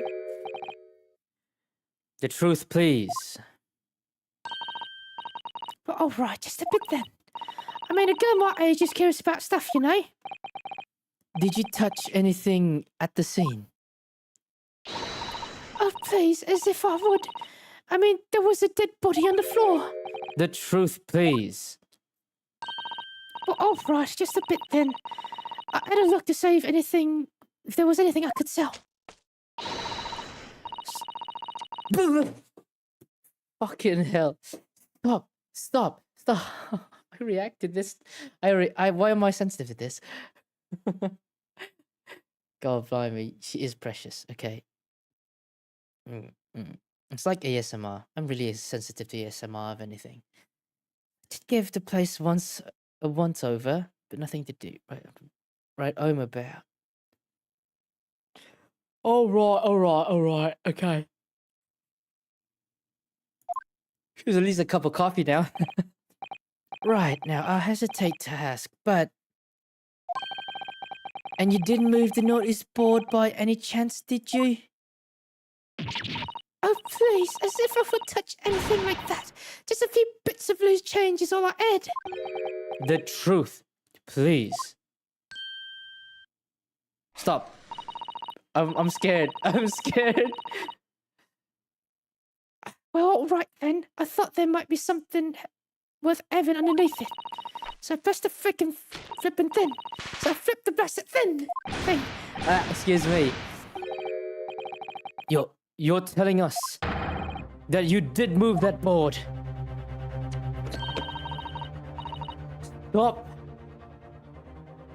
Stop. I think that did slip out, didn't it? What, you daft bumbot? I don't believe it. The girl doesn't think. So, did you find anything then? Something that you might have taken, perhaps, to sell? Oh, please. I should be so... The truth now. I might have found this old pocket watch under the nose spot, I suppose. But a bit of junk like this can't be worth much.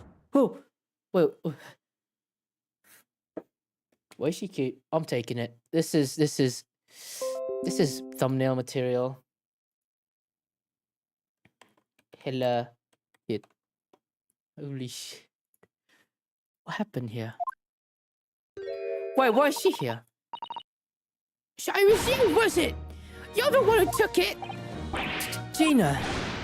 Young lady, may I remind you where you are? That watch there. was a present to Inspector Gregson from the yard for a big case solved 10 years ago. The professor's case, no doubt. The boss used to wind it up every evening without fail when he was waiting for his grub to come at the pub. Well, she is now a pickpocket. Or a gravedigger, I don't know. I see. I swapped it off him once I'm done, and Blimey was upset. He gave me a right earful. Said he hasn't missed a day in the last 10 years polishing it and winding it. And I mean the world to him. It meant the world to him, that watch did. Possibly that not the best thing to go diving for then. It's not all that, though. To Jebbers that night to ask, oh, they both have cockneys. Much it's worth, but the old dealer wouldn't touch it. Wouldn't give me a penny for it. Said it wasn't working.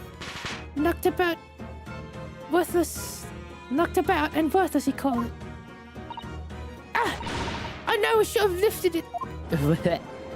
My voice is bad here. Oh my god, their asses though. I mean, what? No. The watch must be submitted as evidence at once. Oh, please, just so long as you promise to give it back when we're done.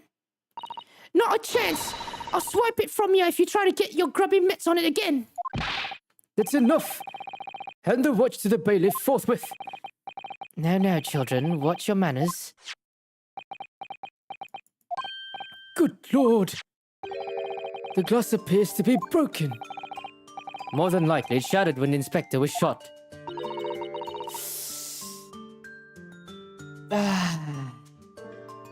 Isn't tick anymore either. Which is why Jabez didn't want it. What a waste, eh? A waste, eh? Yes, indeed, it appears to have stopped at the hour of 5. Exactly when the gunshot was heard then. Which supports the prosecution's claim, of course. Gretton's pocket watch that he wound without fail every single day. It's no longer ticking. Guess over the face is cracked. Oh, it would appear that the mystery of moving Noseball has been solved at least. Stupid, eh? Okay. Points at 5 o'clock, exactly when.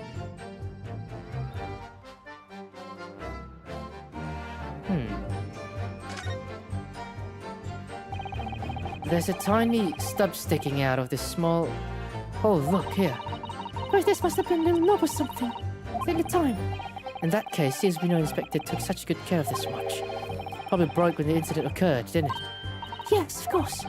Which could mean that there's a small part of the watch still at the scene. Maybe. True.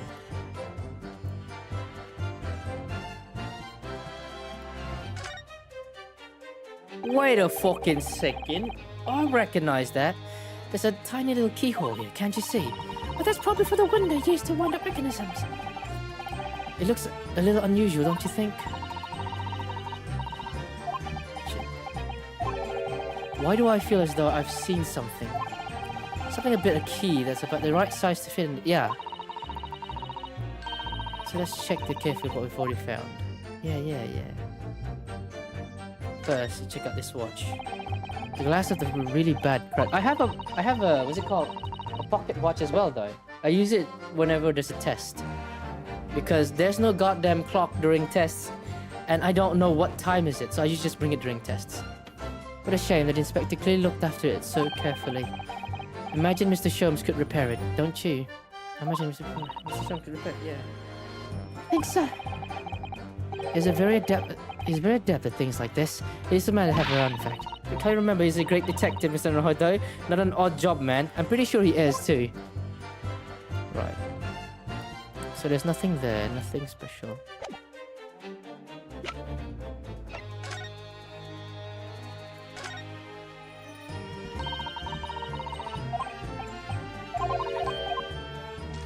Yeah, it becomes a key.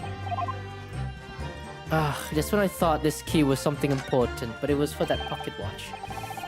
Perhaps this key could be the key for Inspector Gregson's watch. Oh yes, it could be. So at once, not a moment to lose.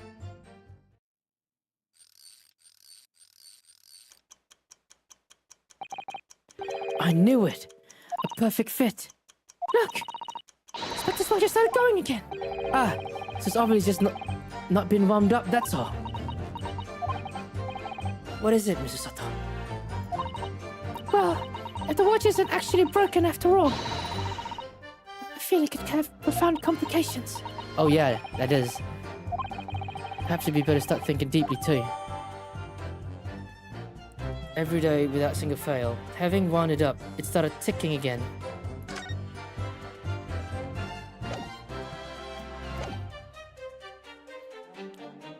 Okay. And as expected, it had very little bearing on the case. Now then, continue with your cross-examination, please, counsel.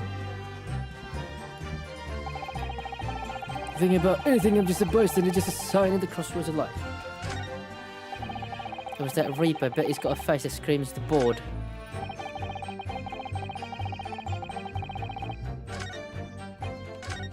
Excuse me, I want to wash my eyes real quick. Be right back.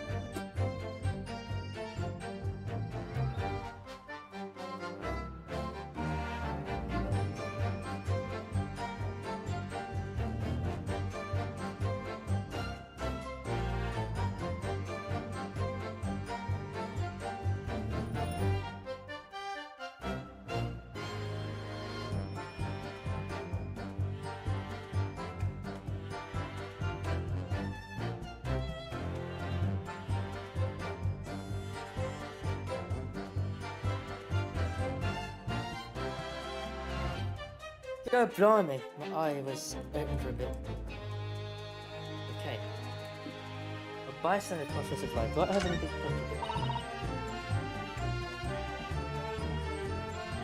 I sit down. Have a peek in the room where it all happened. Hold it! But you did go to see what had happened in the room, didn't you? Personal street is my... Oh, wait, I don't need to go a sec, I'm just reading. Make a business, you know, if you want to hold my sign up high. But you see what happened. It's not the destination that's important, it's how you get there, isn't it? Did you notice the notice board in the room? If you think about it, we're both the same species, aren't we? Both different... Shut the You're not even thinking. So if I'd spotted it, I might have tried to trip it up. It's a rival, I admit. Someone really needs to tell you that you're Homo sapiens, not Homo signians. What's Homo signians? Is that another species of human? Homo signians. Yeah?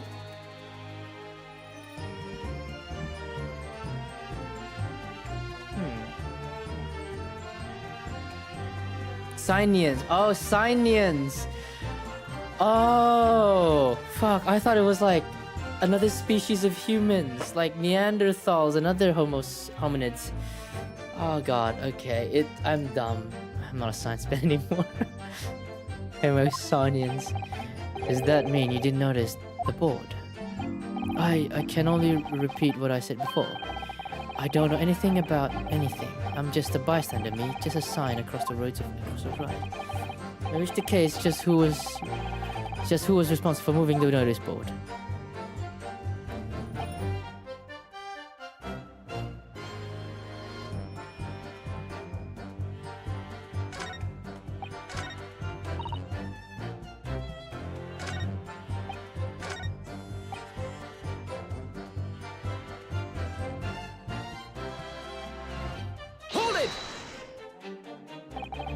What exactly do you mean by that?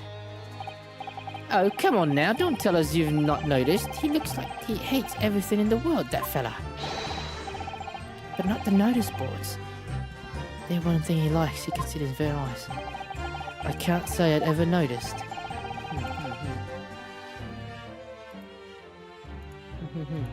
Tell you one thing for free, though. I never took my eyes off that man on the floor, or off the Reaper, not for 1 second. Sorry. Well, I was that scared I couldn't. You know, I never know what a fiend like that might do if you look away, do you? Take your eyes off the defendant. You should be able to confirm that categorically whether or not he was the one who moved the notice board. Aye, that I can. The Reaper did nothing of the sort. Look at that. I couldn't have missed it. If you heave that thing right up again and drag it to the corner. Right, glad we've cleared that up. Okay. I feel it's your pain. I feel your pain, customer. Yeah.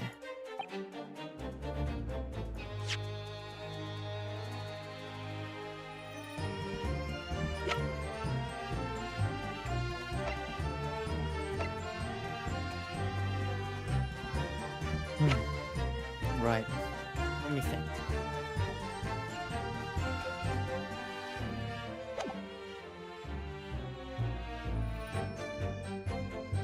Hold it! It was 5 o'clock in the afternoon that you all heard a loud bang, wasn't it? Maybe the notice board fell over. It fell over, or maybe it didn't. But the Reaper's fate is sealed either way because of the gunshot we all heard. So your fate is sealed too. My fate? That's right, the defense is fated to lose. Oh, is that trash talk, eh, customer? They're fated to lose? Well, I'm gonna show you, and the prosecution to win. In other words, it all hinges on that single gunshot. If I could just find a problem with that part of their story, it'd be possible to change all of our fates. None of that changes the fact that I heard what I heard, does it? Not much to go on. As you pointed out, Mr. Naruhodo, there's no question that a notice board was moved, so somebody must have done it. It happened after the event. So, it's right, and it's not relevant to the case. It seems to have been deliberately positioned so as to hide the body from view. So I feel sure that there's some deeper significance to all this. Yes, I know what you mean. I've no doubt there's more clues uncovered. You're on the right track. I can feel it. Follow your instincts. Alright then. Man.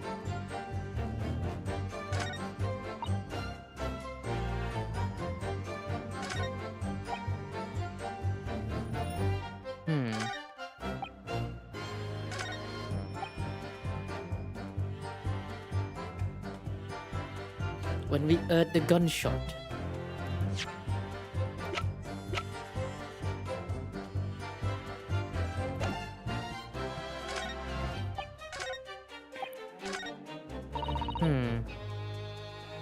Hold it! You certainly know how to lie. It was nothing, really. Just a little porky. With not so little implications. Did you know? Did you know? Everything in the world apart from the truth is a big fat lie. If you believe that, of course. I'm lost. As I am, the dissection of the truth is really rather disturbing. I think perhaps we should move to the next witness. That's it.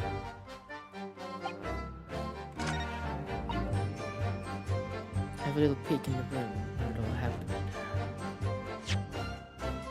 I don't know now. What the fuck?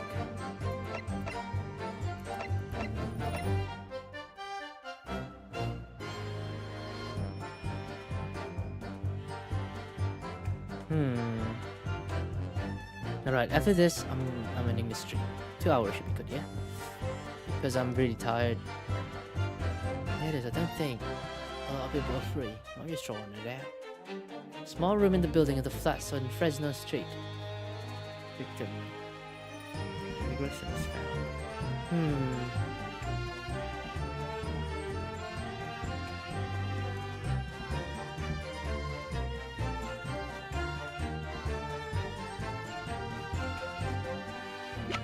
I can't seem to find a single contradiction.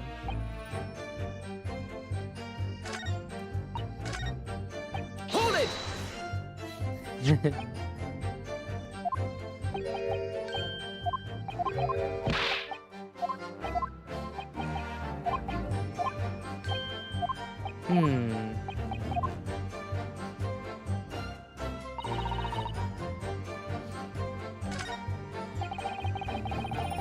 Anything I'm disappointed.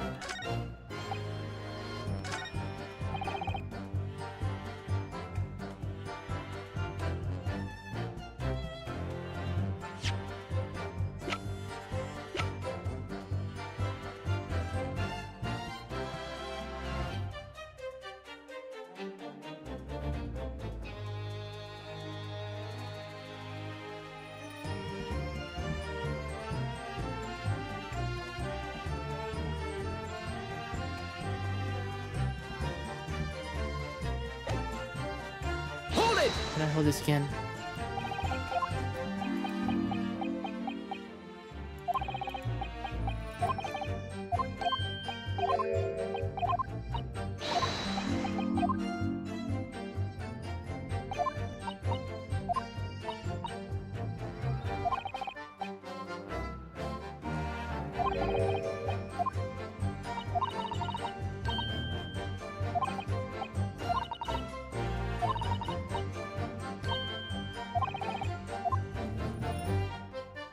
Someone moving the notice board.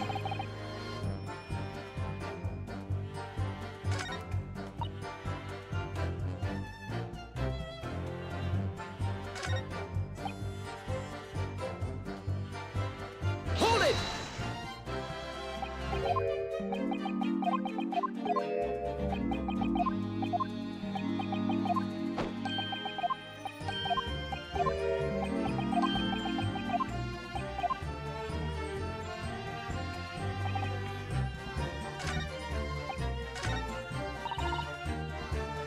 Hold it!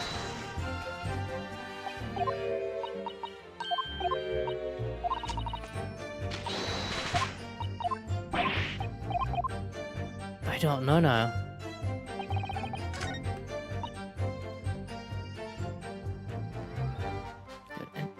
A little peek in the room where they're all open. Alright.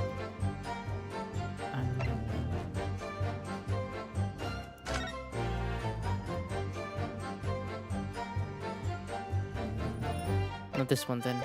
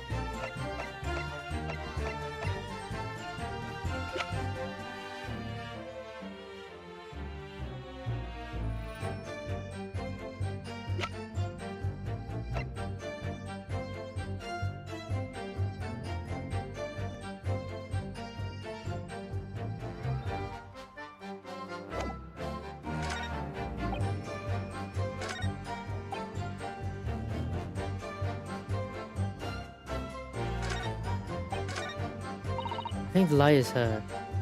I just have this feeling that she's the liar, yeah.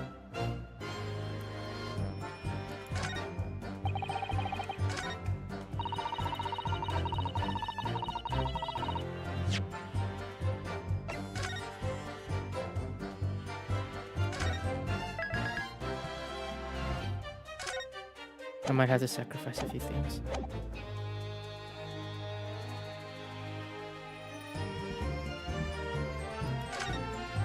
That's not what I meant to do.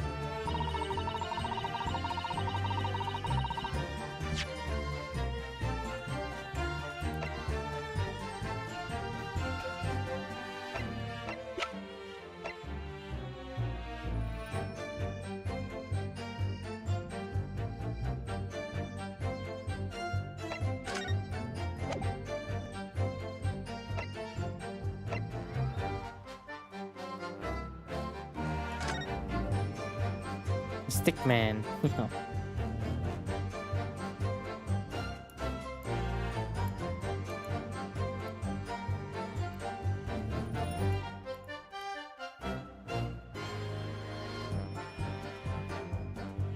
Yeah, nothing.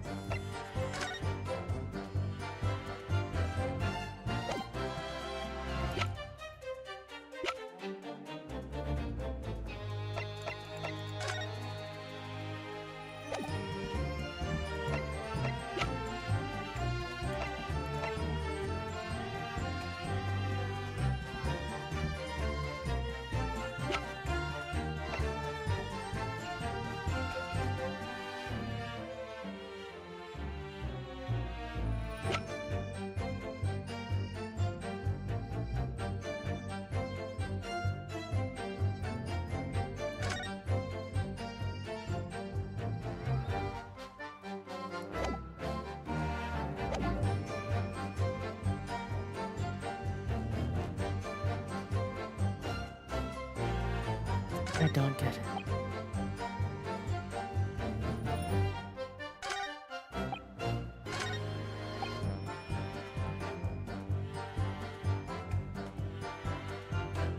Hold it!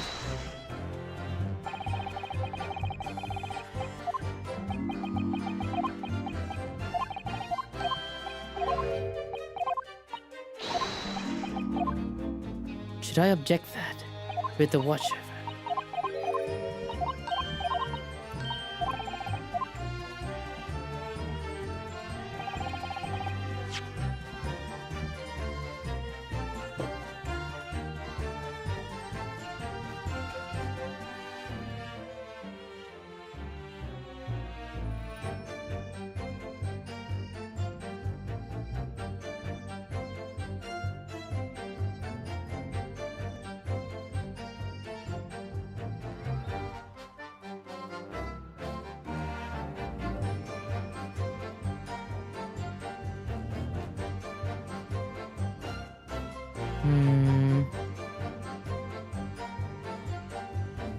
There's somebody.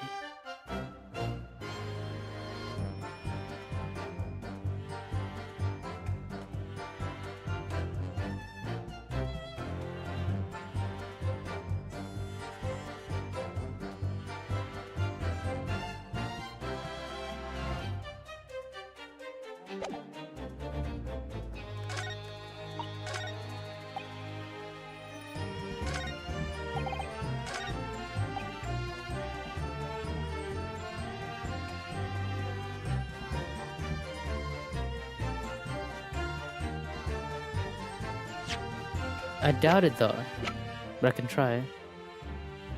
Objection! Oh, it works! Nice. I'm afraid that's not necessarily the case.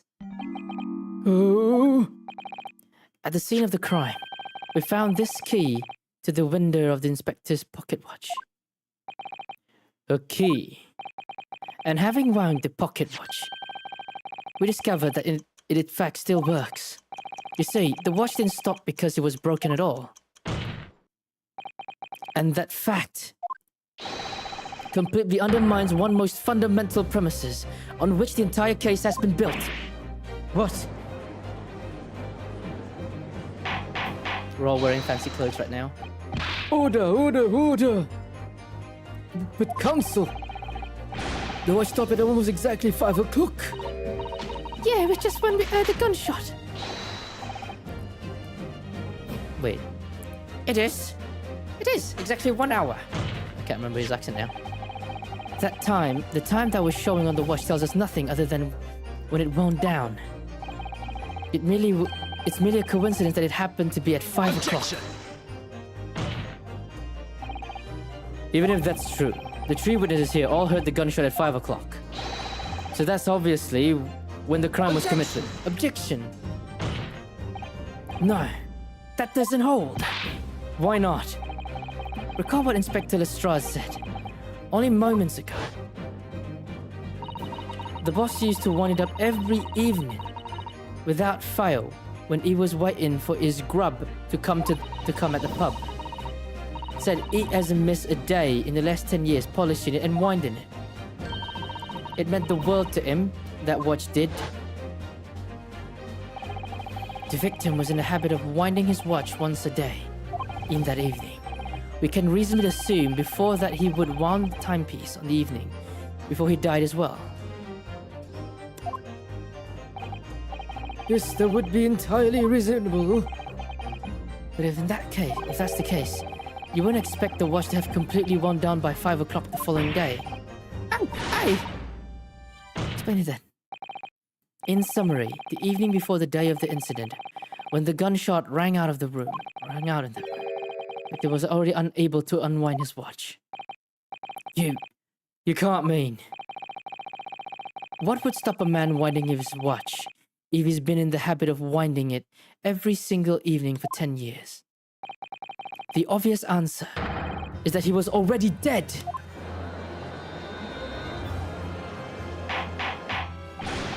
Order, order, order! Counsel, that is the most extraordinary claim. Objection! Extraordinary isn't the word, it's absurd. You claim he was already dead before the night before? Do you really think that Scotland Yard's coroner would have overlooked something like that? On that subject, there's something rather surprising. If you check out the autopsy report, there's actually an omission of the coroner's report. The time of death is not noted. That's right. Wait a minute. You're forgetting that my legs went from under me when I kicked the door in. What do you mean? Like I said, I planted my hand on a great puddle of blood. Yes. So the victim's blood hasn't dried. It was fresh. It catches on fast, doesn't it? Objection! But that blood could have been explained in any number of ways. It could have been put there afterwards. Some fresh blood could have been poured over the Objection. victims. Does my learned friend he think that fresh blood is available on every street corner? Well, it need necessarily have been a human blood, of course. We've been told previously that Scotland Yard has no way to identify blood as human. The problem is currently being researched at present. You are correct. It is beyond our abilities. So then, the chicken's blood could have been used, for example. Yeah, the thing is, he got shot. I don't think a person would be will a person bleed if they got shot? Wait, I think they do. Yeah, never mind. I'm being dumb. Don't worry about it. I'm just trying to assert my argument, hoping I'm just gaslighting people. Wait, let me check. Will a person bleed from a gunshot? Yeah, I feel like they do because I play Grand Theft Auto, yeah?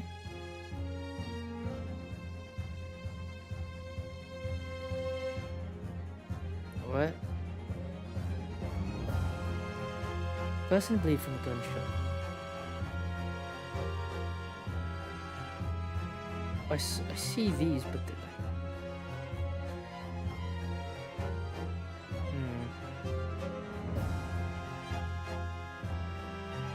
Does a person bleed when shot? Let me check. It could bleed. It's possible. Okay, there we go. Confirms my theory. Confirms my gaslightingness.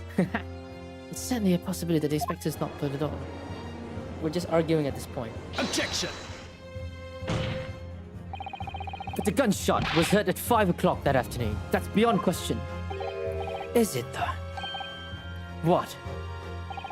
Given that the time of death of the victim has already been called into question, it isn't beyond the realms of possibility that what these witnesses heard wasn't a gunshot at all. Oh, please, what are you trying to say? Us lot know what we heard, and it was a loud bang that came from their room. Oh shit, what does he have a whip? No, you listen to me. A street seller's ears are his livelihood. I don't doubt your ears, sir. But all you can state with certainty is that you heard a noise.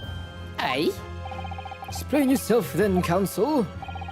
A noise that sounded exactly like a gunshot could have been made with. Take that! Something like this. The culprit could have set up one of these to fake a gunshot.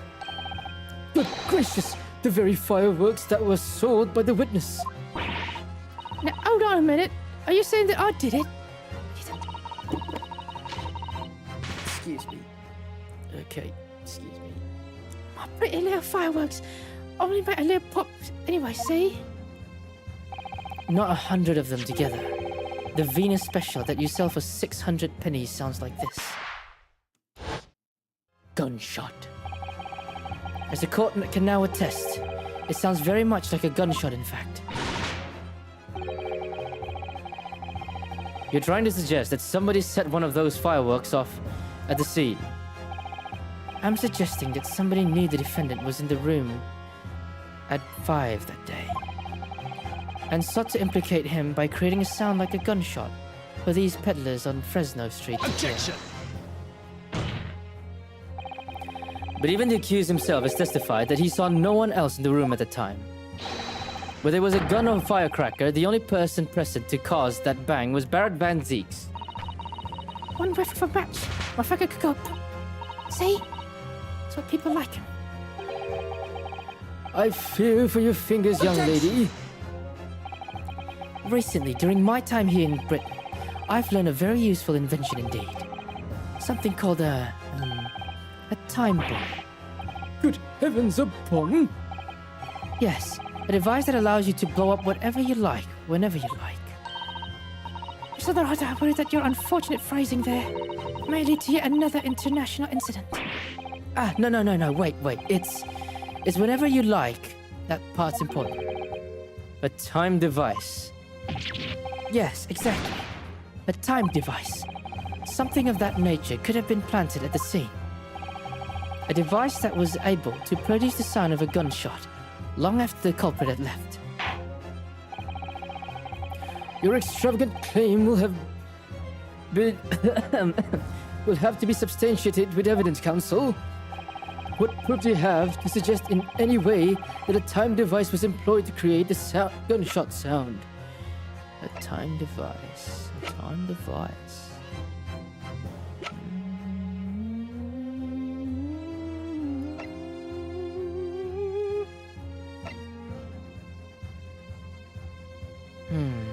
Right, this is the last testimony.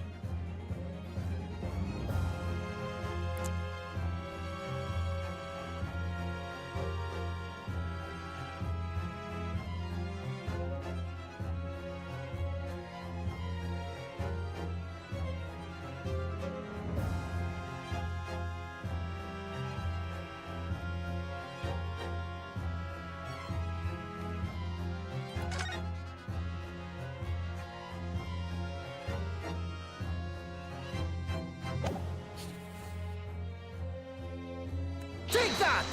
I know a time device. As the court has already discussed, the tip of one of the candles is the candelabrum. Candelabrum has been blown off. Indeed, because he was struck by a bullet, which presumably passed through the victim.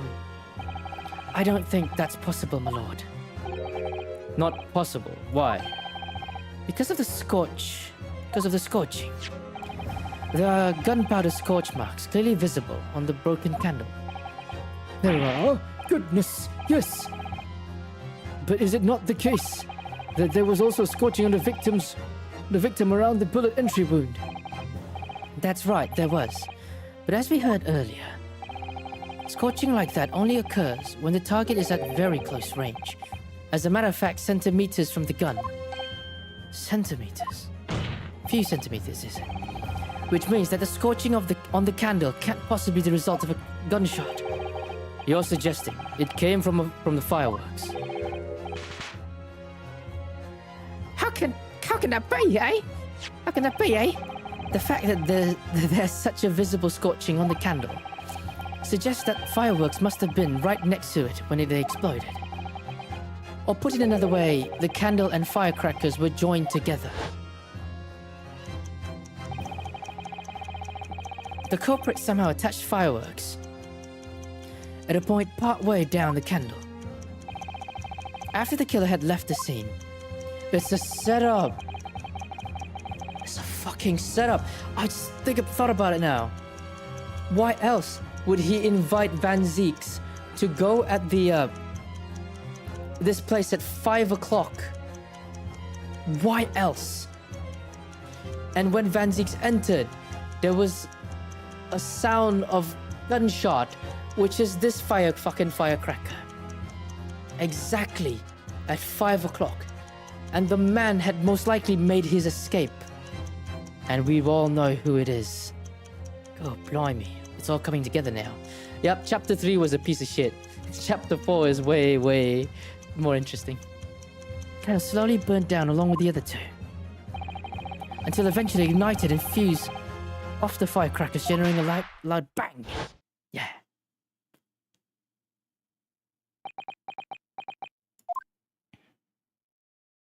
Is she wearing heels? And that is how 3 witnesses came to believe they heard gunshot at 5 o'clock. Whoa, what a plot. This implies that the victim could have died earlier than we've been led to believe, the previous day even. Now, just hold on your horses. All of us here saw the victim going into the building, remember? Right. I could forget the flame-colored hair, even if I wanted to. The person you saw entering the building wasn't the victim at all. Consider this. Obviously, anybody can wear a wig. So the person that these witnesses saw entering the building 15 minutes before the incident occurred could easily have been someone else entirely, wearing the red hairpiece. Someone else? Do you mean to say... It was the same person who contrived the firecracker trick. In other words, Inspector Gregson's killer.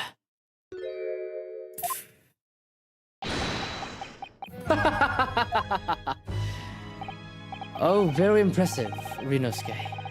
Nisire Naruhodo. Kazuma, I'm really quite amazed you've come this far. But after all, wasn't I the one who told you that you had all the makings of a great defense lawyer? I also noted the lack of time of death in this report, a stark omission. But as far as I'm concerned, this whole country's justice system leaves a lot to be desired. Those aren't heels, those are like shoes. Hold on. Prosecutor Soki, what on earth do you mean by that statement? I hear that many of the leading members of Britain's judiciary are present to observe this trial today. So we cannot allow even the slightest doubt to be overlooked. This song, though. The defense's assertion about the time of death based on the victim's stopwatch is just conjecture. But while the possibility exists that my learned friend may be correct, we have duty to explore it. Well, certainly, I would agree with you. And what immediately comes to mind is, of course, what was Inspector Gregson doing and where did he go on the day before the incident? Do you know? The inspector always carried out his investigation work alone. His movement were treated as confidential within Scotland Yard. Even within the Yard? However, considering the evidence we've been presented with so far, I'd say it's fairly apparent what case the man was pursuing, wouldn't you, my learned friend? I do have a feeling about what case he might have been investigating. You know, we don't need to go through all this bullshit. Why can't I just show them, oh, we found this picture of this lady here, and we know it's Mrs. Fischel. So how is this related to Barrick Van Zeeks, Mr. Prosecutor-san? Oh, wait, no. Prosecutor-san? Yes, I agree, surely. My lord, the defense believes it can explain to the court that the case that was being investigated by Inspector Gregson at the time of his death. Very well, counsel. Present your argument to the court. What evidence is suggestive of the case being investigated by the inspector the day prior to the incident?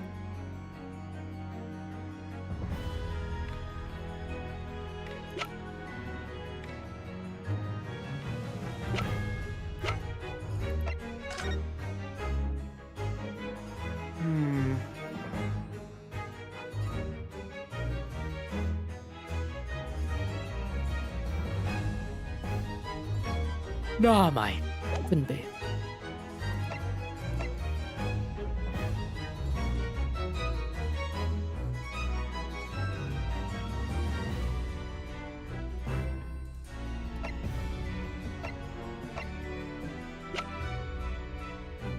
What evidence?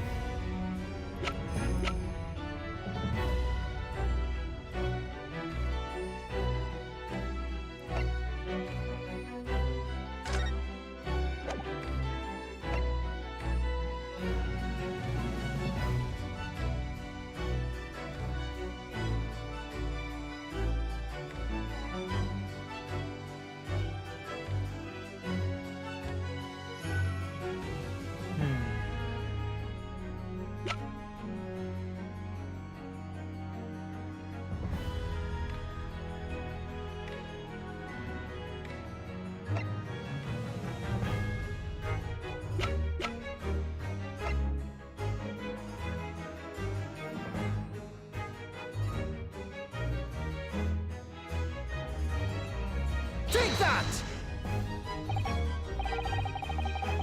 Fuck.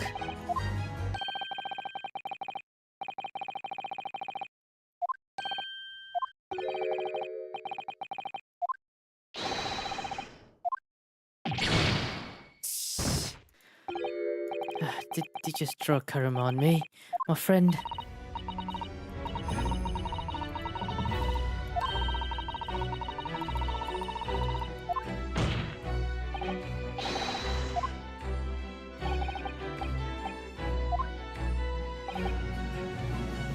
Prior to the incident,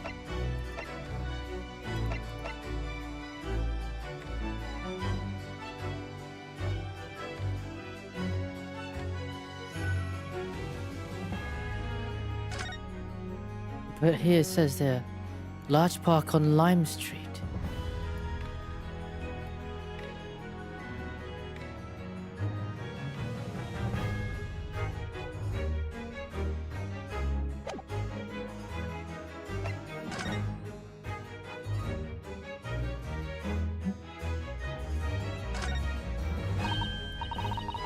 This is some sort of steamship ticket. Oh, it is. It says Greece. First class. Departure 11 September.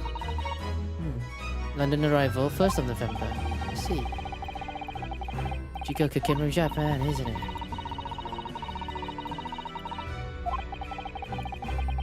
Almost a year since we arrived in Dover, and this is brilliant.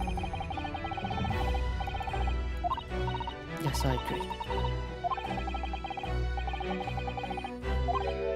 Oh, well, how strange.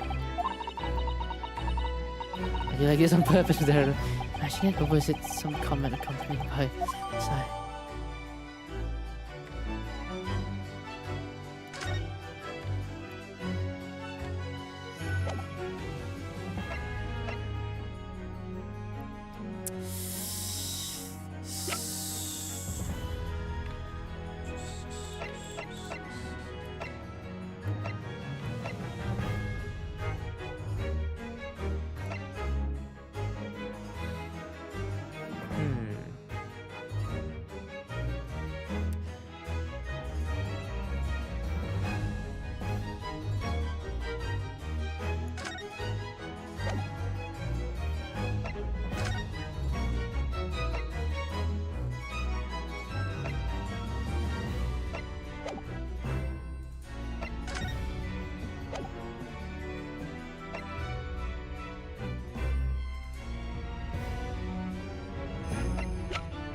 I honestly don't know.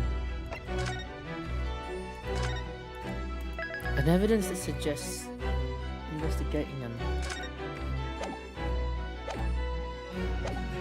Something that's related 10 years ago.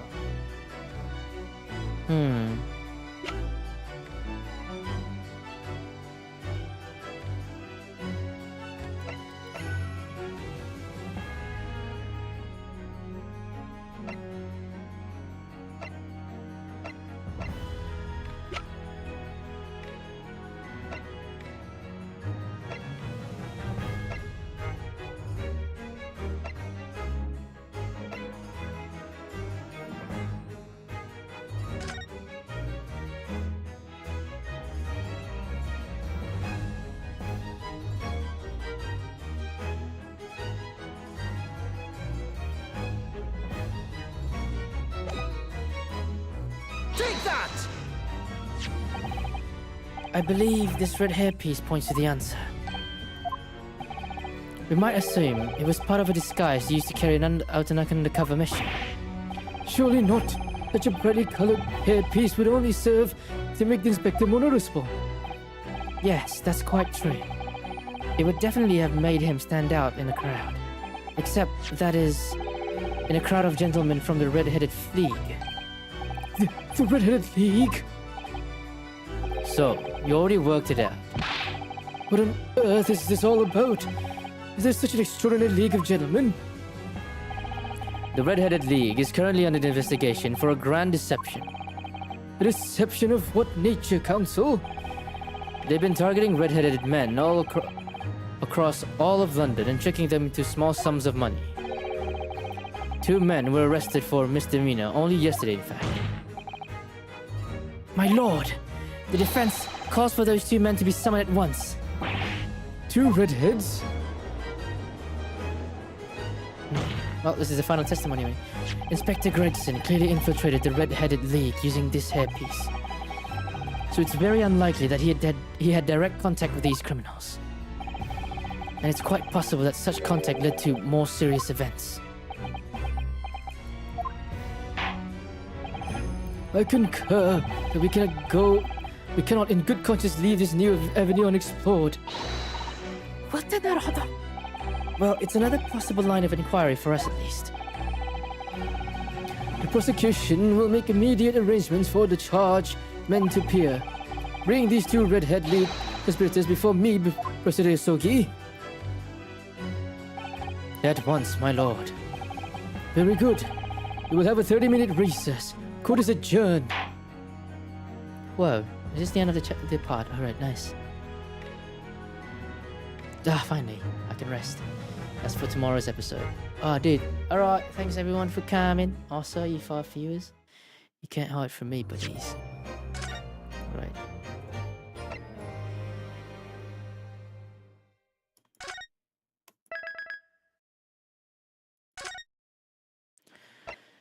Alright, it's good.